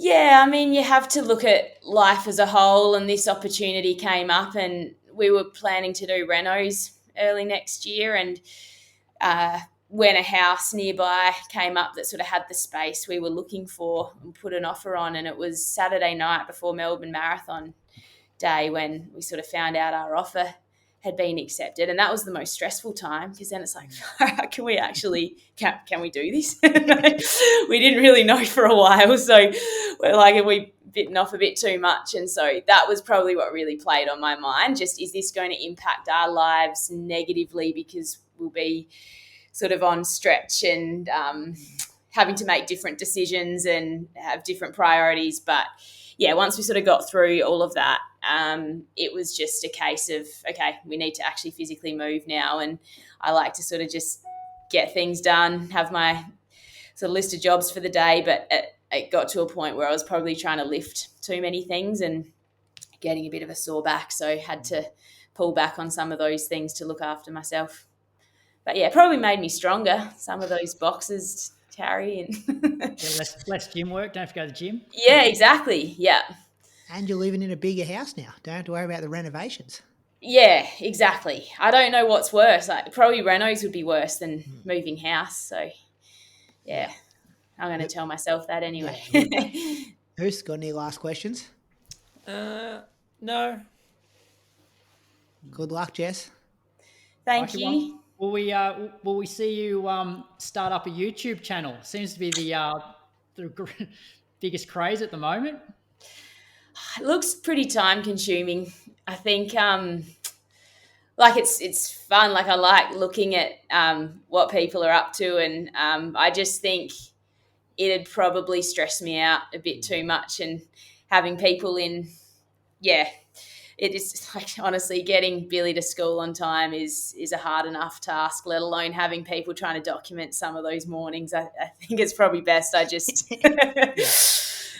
even just before this call, like trying to get him through his reader is a bit tedious at the moment. I don't know about you, Brady, but they have these really bland readers in reception, and you just got to try and get them through it. And Yeah, and they're cooked from being at school the whole I day. know. You can't force it. Yeah. I was reading about a bunyip. I was like, what am I doing here? But nah, it's fun. It's a fun age. Some of them are real bad stories too. You just like, I you know. way more creative than this. I know. Yeah, that's the problem. Imagine trying to do it with twins, Jess. Yeah, imagine that. I'm excited for you, Moose. All the best. Thanks. I'm excited too, actually. It sounds like Bree's pretty ready just to meet the babies. Yeah, no, we're all ready to go here. Yeah. It's like taper time here. Just fucking get it done. Just get me on that. Just get me on that start line. Want to hear the start gun? Yeah. Jess, all the best. I know a lot of our listeners, when they open the tracker, you're probably one of the first names they put in there for just under 2 weeks' time. And the Australian record hype's real, but I think you're just due for a PB either way. I hope so. Yeah. No, I mean, yeah, I'm looking forward to just getting out there and hopefully finding my rhythm and switching off a little bit. But I'm happy with how prep's gone. I think Adam put together a really good program. It's a little bit, different from some others, and we'll see how it goes. But thanks for the support. Really appreciate it. And it helps you to squeeze everything out of yourself out there when you know that people are following along, and speak to you on the other side. Yeah, good luck, Jess. Thank you. I'll ask you again next week, boys, but does she break the record, yes or no? It's a fucking hard record to get. I'm going to say no. It's hard. Like, Aussie records are hard. 14:30 by men who can't break that record. Yeah. I'm going to say no, but that's just probability suggests Australian records don't go down. On that was a good YouTube question you asked as well, Croaks. That's a fad, isn't it? Everyone's starting a YouTube channel. There's a few getting around. It's to a stage where I want to start a Patreon show. I'm trying to get across the line with you two boys, where we do a Patreon episode talking about a piece of running media like the Rewatchables do. So I just say, look, Andy Buchanan, episode 2 of his YouTube, watch it, and then there's going to be a couple of people talking about watching it. Why don't we watch it together? We could watch it together. And then you just do that. You have it where your head pops up. Nah, it's too much hard work, that stuff. You're starting to talk about like influence and Instagram, YouTube kind of stuff. What? How much content are you expecting to get out of a 15-minute YouTube clip? I went for 30 minutes, his second one. I watched that, had about 15 little dot points. I needed to like de-stress with somebody to like unpack it all. You just make fun of them all? No, you got to be balanced. There was some, I don't want to give away it all now because I think we can get a Patreon content out of it. But you pick an old race to watch, Krog. Yeah. Pick a YouTube like series. You pick a podcast. Imagine doing that Sinead Diver podcast. You unpack that. Happened over the weekend. Could do the podcast stuff. Just because I always find I consume this media and then I end up messaging you boys back and forth about, did you watch it? What was the go with this? How good was that? Yada yada. And you want to have a moment with somebody because I can't keep boring my wife with this kind of stuff. Yeah, true. I watched a couple of Jakob's YouTube clips today on the bike.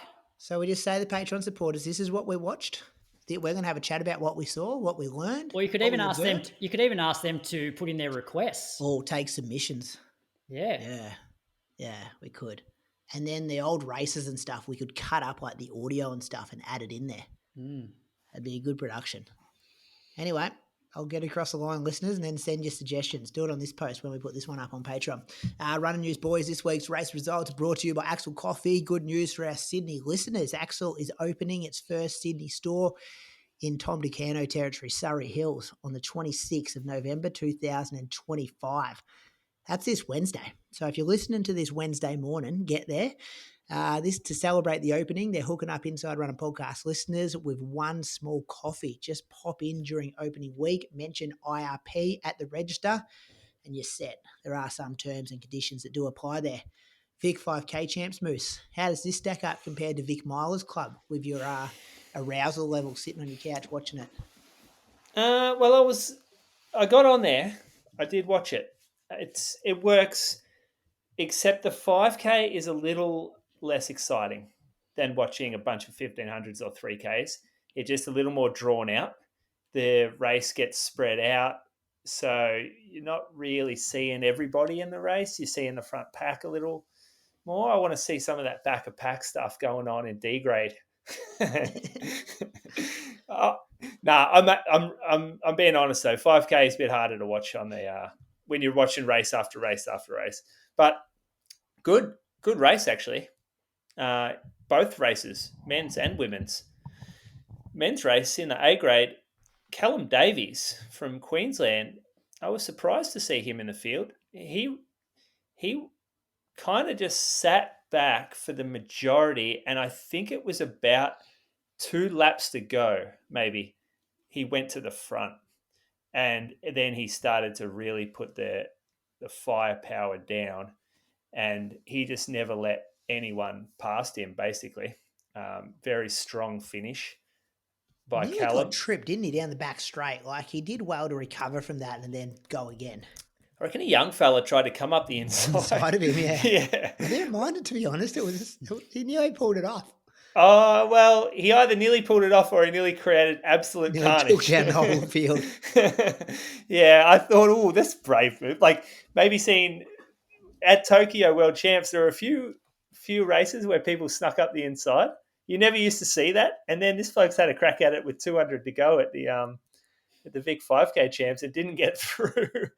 So, yeah, he stayed on his feet, Callum. Johans, he ran 14 flat. Johans Dagnall was 14:01.4, really challenged him. And then Liam Cashin, 14:01.8, who's sort of cruised at the back of the pack for a long period of time. And then came through to finish very strong. Within this race, Lucas Chiss ran 14:06 to break Sam Clifford's under 18 national record. So that's we've seen a lot of good things coming from Lucas Chiss, including the cross country down at Ballarat. He won that quite convincingly, and he's run some very fast times. How old's Johannes, who was second? He under 20. He's good, that guy. He's really, really good. I Yeah. wonder, what's the under 20 Australian record? Oh, it's pretty quick. Mizan Mahari has it. Yeah. How Yeah. quick? Because Oh, these like guys jogged for 3K. 13:20 something. Yeah. Oh, Okay. wow, okay. Yeah. Yeah, Johans was also at Ballarat and cleaned up down there, like did it as a tempo run. He's going to be something special. I think he's training with Reese Edwards and Al and that. Oh, yeah? Those boys around Albert Park, yeah. That's, I mean, odd collection of cats down there. Benny Saint was happy with Lucas, coach. Oh, yeah. Yeah, proud coach in the message group. Which is good. You got to be proud when your athlete gets an Australian record. Yeah, well, I know, I agree. I think he's had him for a while too. I reckon he's developed him. Yeah, unsure how long he's been with him. Do you boys find it kind of interesting that Callum Davies run this race? Considering he's he's professional? Is he full-time runner? Full-time athlete? Well, I think I don't know, because he normally wears Puma kit, but on Thursday night, it looked like he was in he was just wearing like a cream coloured singlet. Wasn't it, Brady? Like it didn't look like it was a branded singlet. With Puma this year. He had Nike shoes on. Yeah, he definitely, because the video camera just followed him around the whole, the 10 minutes afterwards. So awkward, wasn't it? It was such an awkward thing. They're he didn't really, I didn't know whether he didn't know it was on him or he didn't want it on him, but I found that very strange. I get it if he was living in Melbourne, training with MTC, sort of permanently, but I'm pretty sure he's been training up in Brisbane and just came down for it. Yeah, I'm not sure. But I was kind of waiting for him just to kick off maybe a bit earlier. Like he really sat back because he's a class above that field, and like he was by far the favourite for the race. And I think, maybe he wanted some race practice or he wanted to run faster, but would have been. There's also not a lot of races this time of season. He's Yeah. he's in a weird position though, isn't he? I want to look up his PBs because I feel like because he often paces the Diamond Leagues. Like he won, was it the Perth Track Classic, the 1500 over there, start of the season? No, he's a weapon. I know, but he's not quite making teams or, not in a sponsored kit anymore that he's getting contract money. Didn't he? Was it last year or the year before he won nationals? Didn't he win two races? He won 2 races. He ran the 15 and the 5, didn't he? Yeah. Yeah. He's a 335 guy. Yeah. Yeah. 13:47 for 5K. He's faster than that though. He'll run faster than that for sure. Yeah, 7:47 for 3K.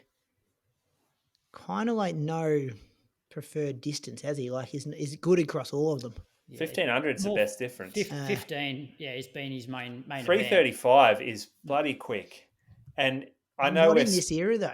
Not in this era, but 335 back when I was like just coming through looking at the times. I agree with you. Yeah. There's these college kids running 335 now. Yeah. Yeah. In the ladies race, Stephanie Kelly, she was strong. She went, I'm trying to think when she went. In the last lap, I reckon. Yeah. 300 to go, maybe. Or just pretty sure it was in the last lap. She ran 16:38 to beat Bianca Puglisi 16:40, and Karen Blaney was third in 16:41. Now, I don't know much about Stephanie Kelly. I think she was living in I think she's just recently moved down to Victoria. I think she was in Canberra training with Des. Ah, there you go. Training with Leanne. Yeah. Yeah, okay. Well, bit of success coming out of that stable, isn't there? Keep an eye on. Imagine training with Leanne. Oh, that'd be grim. Wouldn't wish it on my worst enemy. I don't think. Not from not being surrounded by Leanne, but just imagine it'd be like training with Conor Mantz. Yeah, there's just no easy work, no easy days. Leanne's got a dodgy hammy and all. It's still a hard day. You're getting smashed Tuesday, Friday, Saturday, Sunday. Influenza B. You think you might have her, and she still rocks up and absolutely flogs you. Yeah, that was it. We got a week without Leanne when she gets over her sickness. Oh, no, we don't. She's still in the front. This is when she'll write in the group chat as well, being like, here I came. I can't defend myself again. I'll bring this up on the monthly. Oh, yeah. We've got to get him going again. Maybe after National Cross. No doubt Nick will go out there and come 15th, 20th. We can chat about that. I think I got you in for next week, but if you have the twins, I'll do it for you. Oh, yeah. Yeah. Good idea. That's where the schedule's looking, though. NCAA Cross Croaks. Yeah, so it's always a big meet over there. In the women's 6K, Doris Lemngole from Alabama, she defended her title, ran 18:25. Jade Hendengren from BYU was second, 18:38. She's a fresher or a freshman, so she's obviously got a bright future ahead of her. Amy Bunnage was our top Aussie, finished 30th. In the teams event, NC State were first, 114 points. That's their fourth title in 5 years.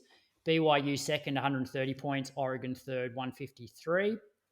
In the men's, Habtum Samuel from New Mexico, he's finished second the last 2 years behind Graham Blanks, so he finally got the win, 28:33, beating Rocky Hansen from Wake Forest, 28:38. Rocky finished 100th last year, so significant improvement there. In the teams, Oklahoma State, they finished first with 57 points, and they've won 2 of the last 3. New Mexico was second, 82 points, and Iowa State were third with 158 points. Top Aussie there was Charlie Sprott, finishing in 55th. But the depth is incredible at this meet, like in terms of how many athletes broke like 29:30. I'll try and bring it up. I watched it, not live, but I watched the replay of it. and it's like watching World Cross. Mm. How fast they run and how international the field is. So there was only 5 Americans in the top 30 of the race. And you can, it's a really hot debate over there as to whether this is good for the NCAA or it's no good in having such an international flavour to the competition. Well, did you see the heated discussion or the between Ed Eyestone from BYU and the Oklahoma coach? So the Oklahoma team obviously have a lot of internationals, and because the age, like you can actually have like a pretty sure like quite old athletes coming across, like not 18-year-olds, but like 23-year-olds as a first year sort of thing. And I think Ed Eyestone was saying how it's he would be embarrassed to have a team like that. And the Oklahoma coach was like, well, they're the rules. If you're not happy with it, go and make them be changed. Like, stop bitching. Yeah. It's pretty heated. 23 Kenyan men in the top 40. But then I saw some stuff today about Ed Eyestone's team. You guys may know more about this than I do. But because do they often go away for a year to do like service and then they come back? So his 2 team years. often, 3 years. So he'll have people on his team who are 25, 26, just because they have that gap before they start college. Missionaries, because they're a Mormon-based school. Yeah. So they go off for 2 years and they live in, and often like a third world country, I think, and they spread the word of their religion. Yeah. Or they do humanitarian work, something like that. And then they come home and that doesn't count towards their eligibility.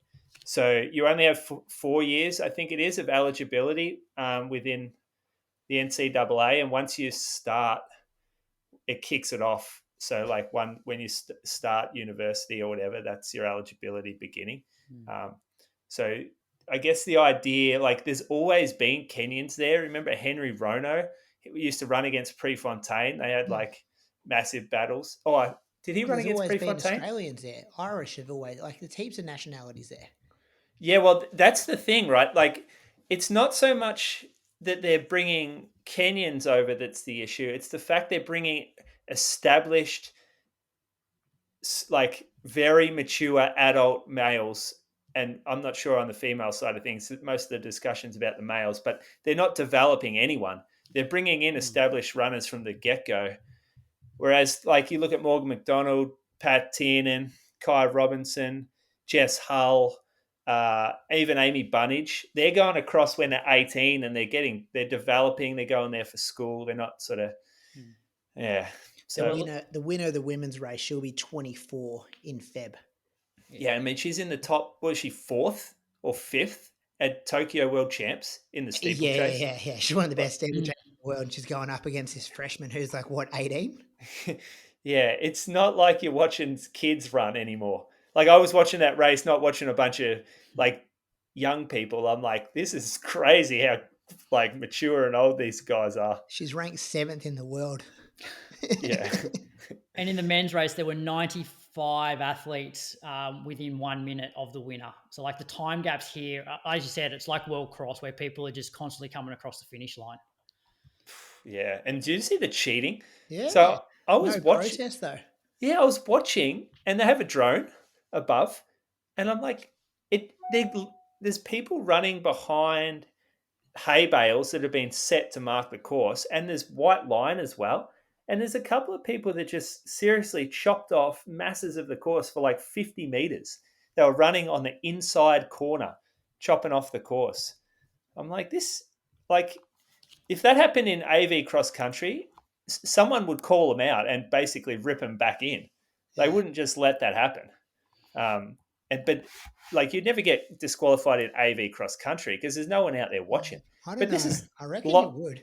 Well, maybe you would, but it would be a brave call for AV because there'd be no evidence really unless an official like spotted you. But there's drone footage live streamed of someone cheating. It's weird that they just let that pass. I think they were saying they needed another coach to protest Oh, to then enforce it, but no other coaches protested. really? And knowing how heated they were getting in those press conferences, I'm surprised that no one protested. Why would you need someone to protest to like see someone? You don't need a protest for a false start. Jonathan Galt on Twitter, he was replying to a tweet from Dave Monty. Those boys are all over it. I'm just recapping what I read from those guys. It's good though. We've had Morgan's won it. Pat won it. Yep. How high did Jess? A bit far for She Jess. didn't win it. Don't know. She didn't win cross country. Mike Power, did he win it back in the day? No, I don't think he won it. I think Mark Tucker finished like 4th. Oh yeah. Dave McNeil, did he finish quite high one year? He would have been up there. Have to nearly won it. Have to had a good year when he was before he was So freshman year. I reckon he had a really good year, and then he didn't do too good the year he was older. I watched an older one, 2018 maybe, and I saw all the crew, the Kai Robinson, there was the Beamish when he was young. Beamish. Because that's when northern Arizona, they were like winning it. They were dominant at that the guy time. with the long hair, what's his name? Louis. Oh yeah, Louis Gravella. Yeah, he was in the same team, wasn't he? Yeah, it's actually really cool. You go back and you can see who's come out and become successful professionals from that race. Cole Hocker was like, at one point he was like 15th, and then he ended up getting smashed and coming maybe 50th or something.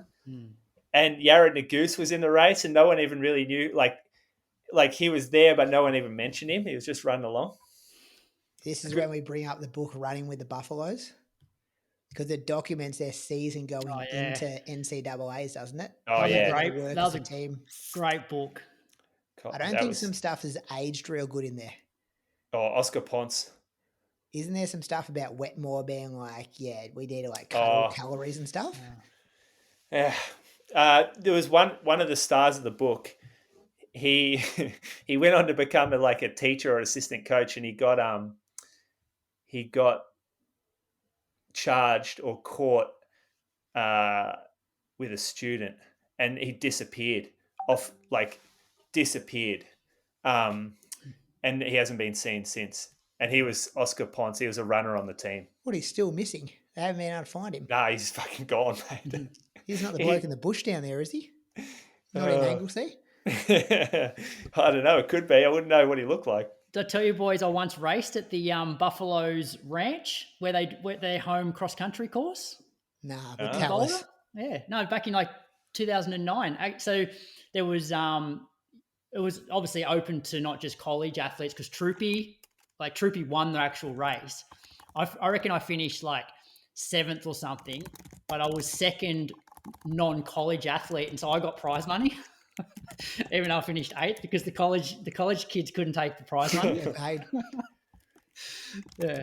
This is when I remember, Moose, when I see these running podcasts pop up and people talking like they think they know about running, and then Croaks pulls a story out like that. It's like, Uncle Croaks. Uncle Croaks knows more than all you people put together about running. He's been on these courses. Yeah. And then the next day I went for a run with Collis. Collis was like end of season sort of break for him, and Jorge Torres, who was actually in the book. Yeah. There you go. How about it? Yep. So good. WA 10K champs, Croaks. Oh, yeah. This is a bit of a Croaks on the loose here. So looked up AA's website to see what big events were on. I'm like, okay, Western Australian 10,000 meter champs. Click the link. Could not find any results. But I do know that Matt Smith won the race in 31:25, beating Carlos Aquinas, who ran 32:02. And the only way that I know those results was I started doing a search on Strava of top male athletes that I know in Perth, and managed to stumble across Matt Smith, who ran the race. Pretty poor. What about females? Well, I don't know. I don't know, because there's no results up. So I only found these results because I searched Matt Smith in Strava to see whether he ran, and he did run, and he won. And then based on his run, I could click on who he ran with, and then that guy that finished second put up silver medal. Pretty poor from Western Australian Athletics, trying to give him a bit of love. Don't make it that hard for Croaks. No. Don't you Sydney agree, track, though? In today's 100%, in today's 100%. world, it shouldn't be hard to have the Instant. results. You can get parkrun results go up by the afternoon. Mate, sweat versus steam, live results last week. I reckon it's just real poor. That is real poor. Sydney Track Classic won't happen next year due to track upgrades, although the Sydney Track Classic will not be staged in 2026. Australian Athletics is currently liaising with other state associations and venues to find an alternative solution, allowing athletes to still compete at a World Athletics Continental Tour bronze level meeting. Athletics Australia thanked athletes, coaches, officials and volunteers for their patience on this. All right, so we might get a new track classic. Well, yeah, somewhere else, but they're Canberra? like... You've already got one though, don't you? Yeah, we do have one in Canberra. The problem with this, though, is Sydney are hosting the Australian Championships. So you got to hope that there's no delays and that Nationals needs to be moved. They're confident at this stage that it'll all be done by then, but you just never know with weather and things like that. Okay, a bit of a watch on that one. That's the news. Thanks to Axel Coffee for this week's running news. Check them out, axelcoffee.com.au. Axel's opening its first Sydney store in Surrey Hills on the 26th of November, this Wednesday, the day the episode come out, if you're listening to it now. To celebrate the opening, they're hooking up Inside Running Podcast listeners with one small coffee. Just pop in during opening week, mention IRP at the register, and you're set. Terms and conditions do apply. Whispers. I haven't got a whisper, but I've got an observation. Just like my algorithm, it gives me paddle steamer stuff, it gives me stuff about running, gives me a bit of stuff about fishing and stuff. Just over the last month, I've seen a couple of things about parkrun. Like there was one thing I saw about a race director apologising because they must have got a bit fiery. Can't remember which parkrun it was at. Then I saw another one the other day about, there was an incident at one of the parkruns and someone got hip and shouldered and went down, and there was a big post about, conduct yourself properly. And then I was thinking back to when I was in Brisbane at the start of the year and I did that park run where there was just like hundreds of people at South Bank there, which was good people, but a lot of people in the small space of a track going pretty fast. And it just got me wondering, like, the future of parkrun. I reckon the councils might start getting involved soon. I know parkrun's great. Helped set the one up here in Echuca. I think I'm still in the committee.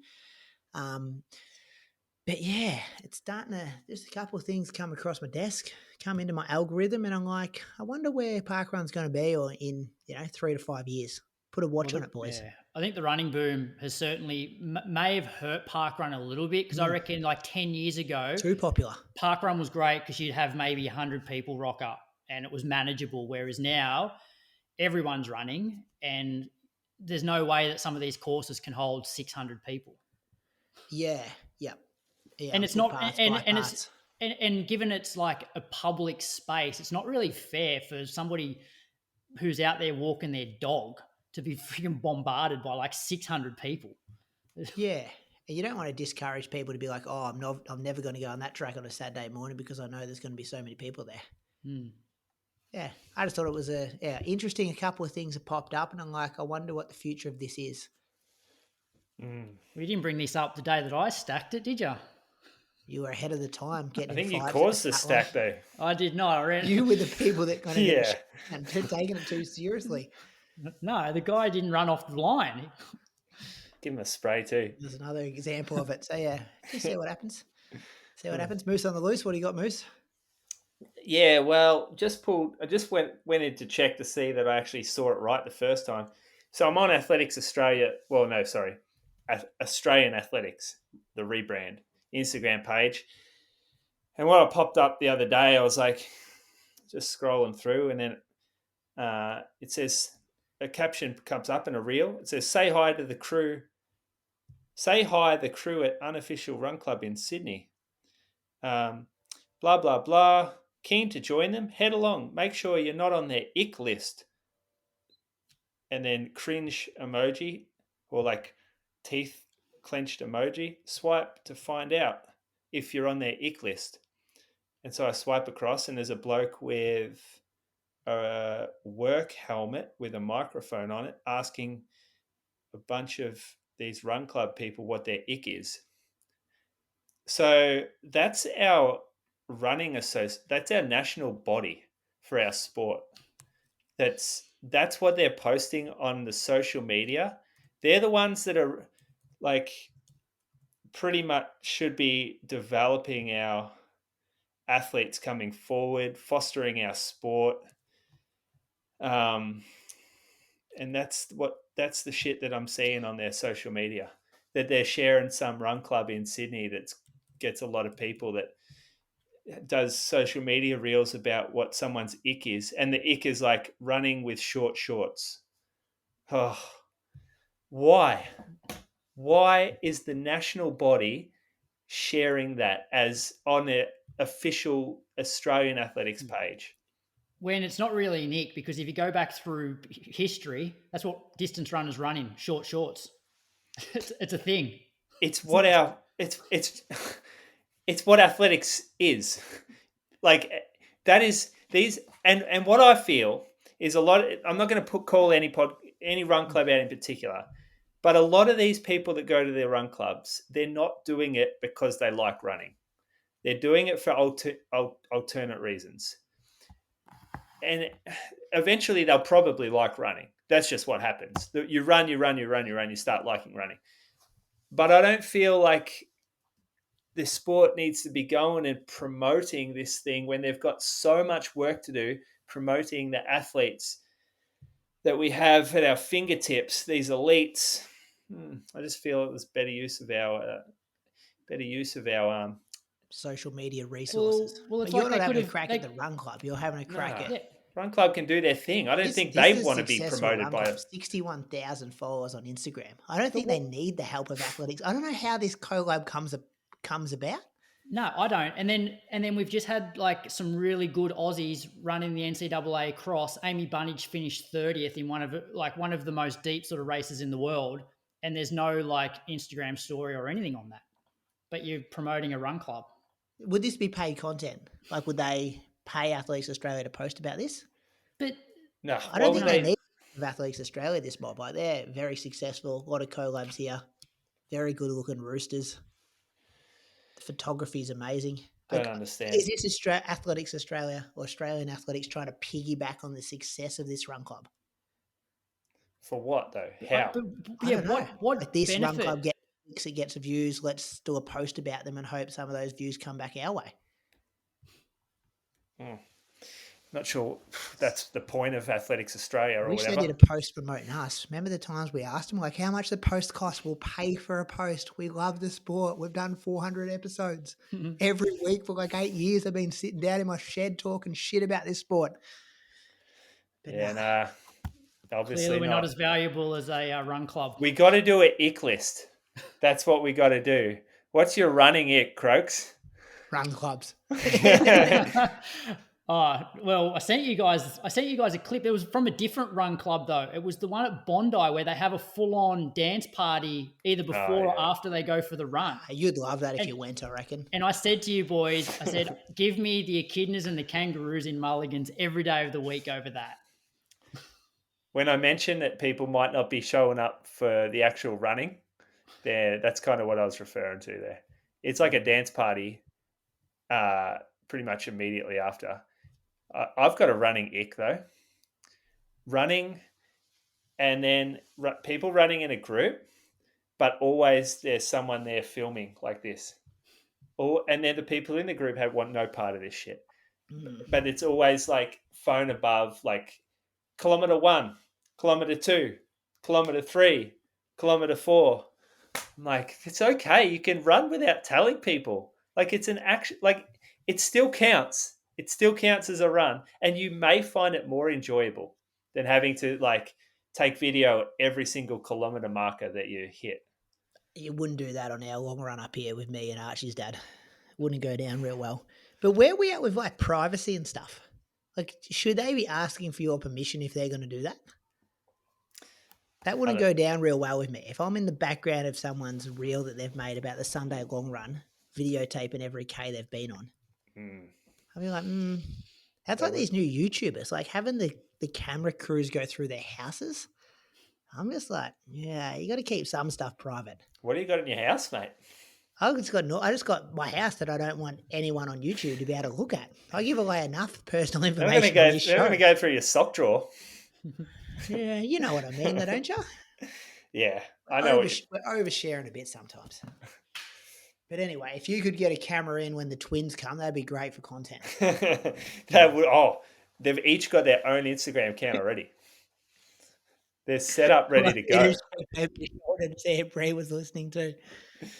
I'm going to call them like pop like names so that suits Instagram. I'm going to call them Christoph and Sven.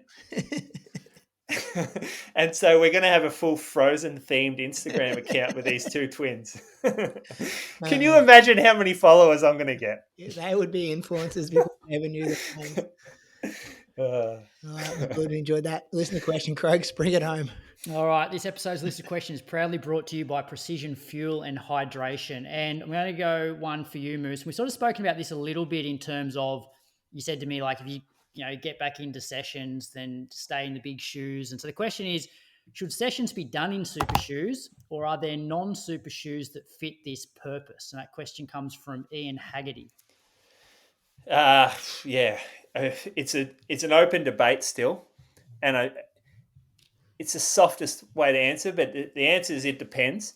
There's definitely, like, to not use super shoes for your workouts is to not have fun. Give me a situation. Can we define what is a super shoe? Does it have to have a carbon? So it has to have a carbon plate.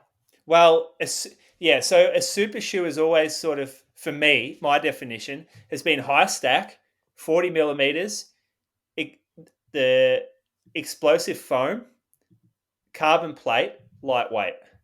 So those things, but now there's tiers of super shoe, right? Now there's like fucking spaceships out there. And I think the Alpha Fly was like the first example of like the upper tier super shoe where it's a very different experience. You got the Rebellion Pros, and then you got the Hoka Cielos, you got the Puma Fast R's.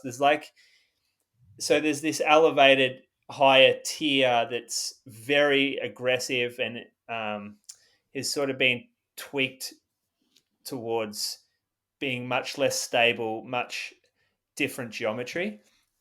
And then you have the super shoes like the New Balance Super Comp, the Puma Deviate Elite 3, the Nike Vaporfly, that you'd say the Adios 4 from Adidas.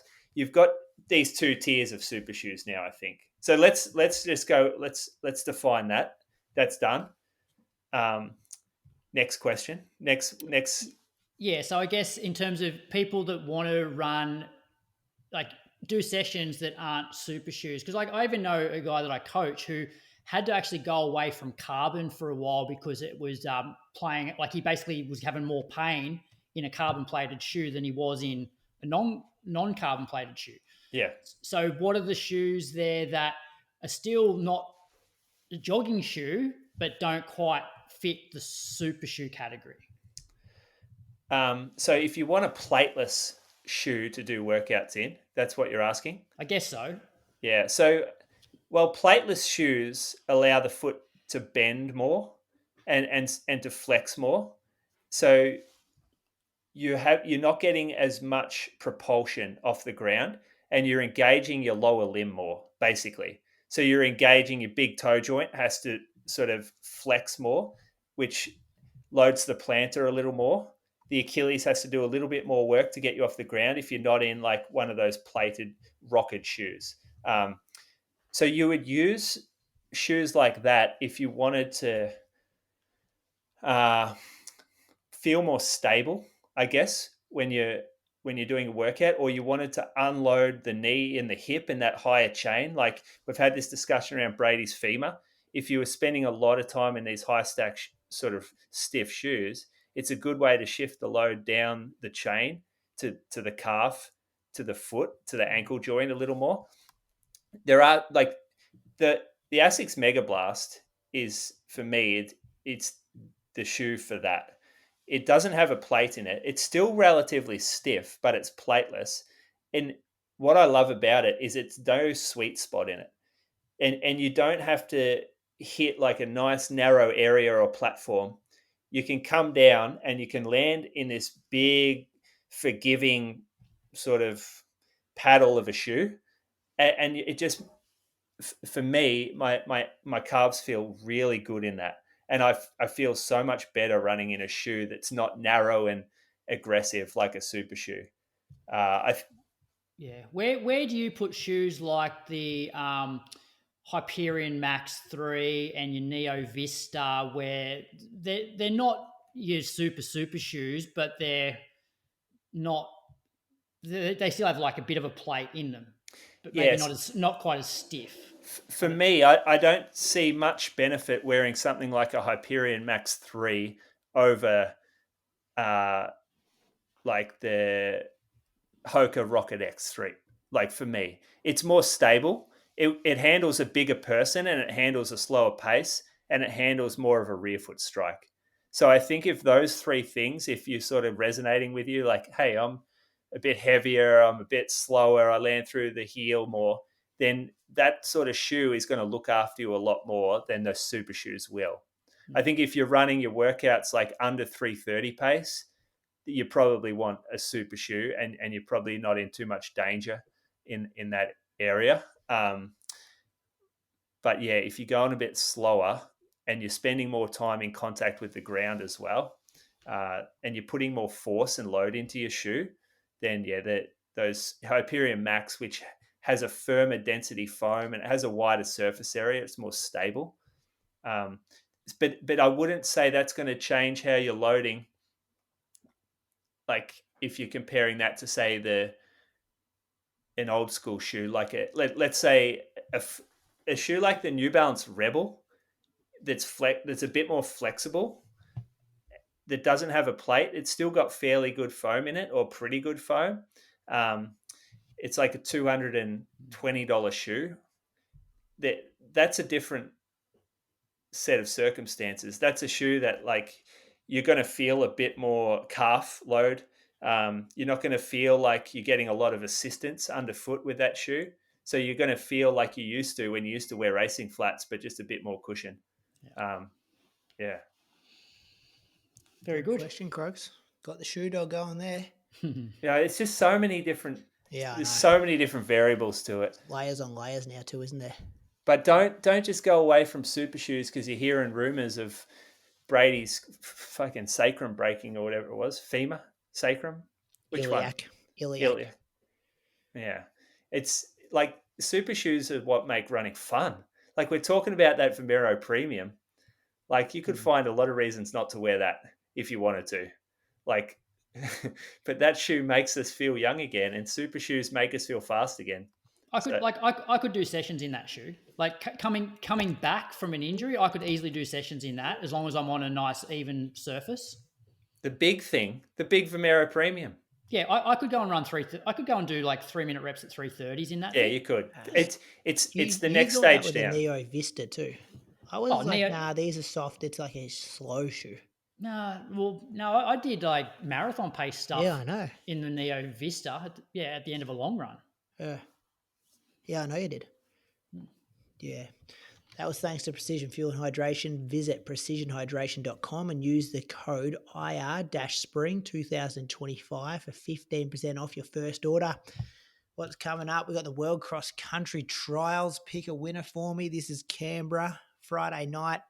Nidda and Croaks going to be on the ground up there for us, Moose, doing some work for the podcast. We're not sure if it's Brad Croker or Viv Croker who's going to be doing some stuff, but one of the Crokers is going to be doing some kind of podcast work, we think. One of us will be looking after kids. Croak's got the kids. Viv's on the mic. Seeing what interview she can get. I'm going to go Leanne Pompiani for the women's, Morgan McDonald for the men's. Ooh. He would not sit on a plane for 20 hours to come back here and not win this thing. It's interesting. It's interesting he's decided, because, they take 6, right? 6 people on a team. Yeah. And 2 of them are guaranteed. The first 2 at these trials get through. They're an automatic spot. Yeah, and let's give Kai Robinson a spot. I'm assuming he's put in an exemption, and so he's going to get selected based on finishing 4th at the World Champs over 5K. So So if you don't finish in the top 2, then there's 3 spots gone. Yeah. So then, there's some people sitting out there like maybe Jack Rayner, like he's not entered. Maybe he's gone for an exemption spot. Perhaps Australian record holder. So it's a good shout for a spot, perhaps. So yeah, I found it really interesting, like how some people will sit back and hope, and others will show up. Morgan's obviously gone. I've been out for probably a bit too long to earn that exemption spot, so I have to come back and race. I like to see him there. When was the last time we saw Morgan McDonald run in Australia? I know, that's good. Oh, Nationals. Remember he came down. He comes back to run the track a bit. He finished second. Matt Ramsden won 5K. Which year? Not this year. The year before. Okay, yeah. I'm going Leanne Seth. That's me. Correct. I'll go Leanne and Ed Marks. What about Dave McNeil? No, Davo. He's been run. Why is he entered then? Well, you got to have a field, mate. Here's a question for you. Why would he enter if he doesn't think he's in shape? Here's a question. Let's say people have to is running Valencia Marathon. So have to is not going to start this. My sources tell me. Yeah. So all right. So have to was the top Aussie at the last World Cross. So he puts in an exemption. Kai Robinson puts in an exemption. Let's say Jack Rayner puts in an exemption. Of those 3, who are you going to automatically give a spot to versus someone like Jack was like, well, Jack, if you want your spot, come and race. They could all realistically have a spot. Well, yeah, but then, okay, you've got Morgan, you've got Seth. Nah, but you're only giving out 2 spots at the trial, so it's still a team of 5. It's 6. But it's only taking up 5 spots. Yeah. I just feel like do all 3 of those guys deserve a spot on the team versus, let's say Ed Marks rocks up to the trial and finishes 4th. If you give all 3 of those guys an exemption, he's then 7th. Yeah. But he's rocked up. But it's discretionary selection as well. Yeah. So Ed Marks can rock up and come 14th and still be selected. Yeah. It would be a rough select. It would be but so there's no guarantee. If you come 3rd at the trials, it doesn't mean you're getting selected. No, it doesn't. I just not sure whether all 3 of those guys would be automatic. If I was a selector, you deserve a spot. And yeah, I haven't read the actual policy, but I'd say that they would bias towards someone who shows up and runs at the trials. I would imagine that that's written into the policy. Be worth having a look at, actually. Yeah. For me, it would probably be like Kai, definitely, based on what he's done recently. If Have To comes out and breaks the Aussie record in Valencia, he was the top Aussie at the last World Cross, then there's a fair case for him. Jack, I'm not sure. I don't even know if Jack's put in an exemption, but Jack, I'm probably not giving him a spot based on recent form. Yeah, well, not off the marathon. World Champs wasn't great. Did he break the Australian record this year? He broke the Australian 10K record earlier this year, didn't he? I don't think so. No, the 5K. He broke 13 minutes of 5K indoors. That's what I was thinking. Boston. Yeah. That's a pretty good result. So in the women's, you reckon there's a few exemptions in as well? Rose Davies exemption? Is he? Maybe. Rose Davies would be our number 1 exemption, I would say. Rose Davies, someone sent me through her Strava the other day. Like, she hasn't trained for like 2 weeks on Strava, but she might just be off Strava. We know Strava's not the... yeah, Izzy off Strava too. Doesn't carry the weight like it used to, the old Strava uploads. Do you reckon Izzy would want to, given, what's it going to be? It's probably six weeks after Valencia. Would it be 6? Yeah, about 6. No, it's less than 6 weeks because it's the 10th of January, I think. So didn't she run a 3K 1 week after Valencia last time? So it's basically 4 to 5 weeks after Valencia. That was after Nagoya. Oh, Nagoya, was it? To even have to, like, maybe he's not interested in World Cross just because it is too close to Valencia. It's a lot of speculation. Yeah, here we go again with selection and discretion. Jenny Blundell, keep a watch on her. Morty Skyring, Bronte Oates. That'd be a top 4 behind Leanne. Hope I'm not missing anyone. Collingwood Classics also happening down here in Victoria. What else is happening between now and next week, Croaks, for you? Life's a training camp at the moment, pretty much on holidays. High school teachers, Moose. Relief high school teachers, because the seniors are finished, year 10s are finished, so staff that take those classes can cover other classes. So I'm at school until December 19th, Moose, and this bloke's finished on November 24th. Both you blokes. December 19th, I'm pretty much working up to Christmas. Yep. Guess what? There's Christmas Day, Boxing Day, New Year's Day. They're the only 3 public holidays that exist around that time. So why would you get work off outside of that? Well, you can't teach the kids if they're not there. Well, you can't plan. State government decides it. Yeah, I'll be in there, mate. I'll be in there December 24th planning. They should for next have year. you fuckers painting the walls, cleaning. They should have you in the garden. Mate, I'm trying not to get asbestos from this sand. I'm trying to keep my head down. We are paying for you to be there. That's what we should found jobs for you. I could get you on the end of a broom every single day that you're getting paid for. End of a broom? What am I doing in the warehouse? It doesn't matter. That's how it works. If you're getting paid, you should be working. Craig's on holidays. What are you doing, Moose? Still getting my orders in. Jeez, it's rough. It's rough going to get all these orders in for next year. Actually, we're coming up with a bit of a project. Me and Zach have been working on something behind the scenes, actually. I read about that in an email today. Yeah. Only good for our listeners, good for our Patreon supporters.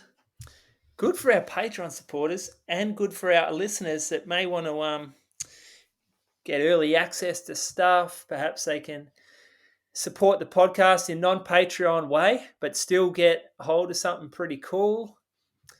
Yeah, it's going to be right on, I reckon. More details to come. Yeah. All right, that's the show, boys. It was a long one. See us next week. See ya. Good luck, Moose. May not see Moose next week. We'll see how we go, boys. See how we go. We'll be right. See ya, boys. See ya. The Open Fit 2 Plus from Shocks is here, featuring a stable, comfortable, open-ear design made for fitness and all-day wear. Shocks Black Friday sale is now live. Check it out via the link in our show notes and use the code IRP15 for a discount.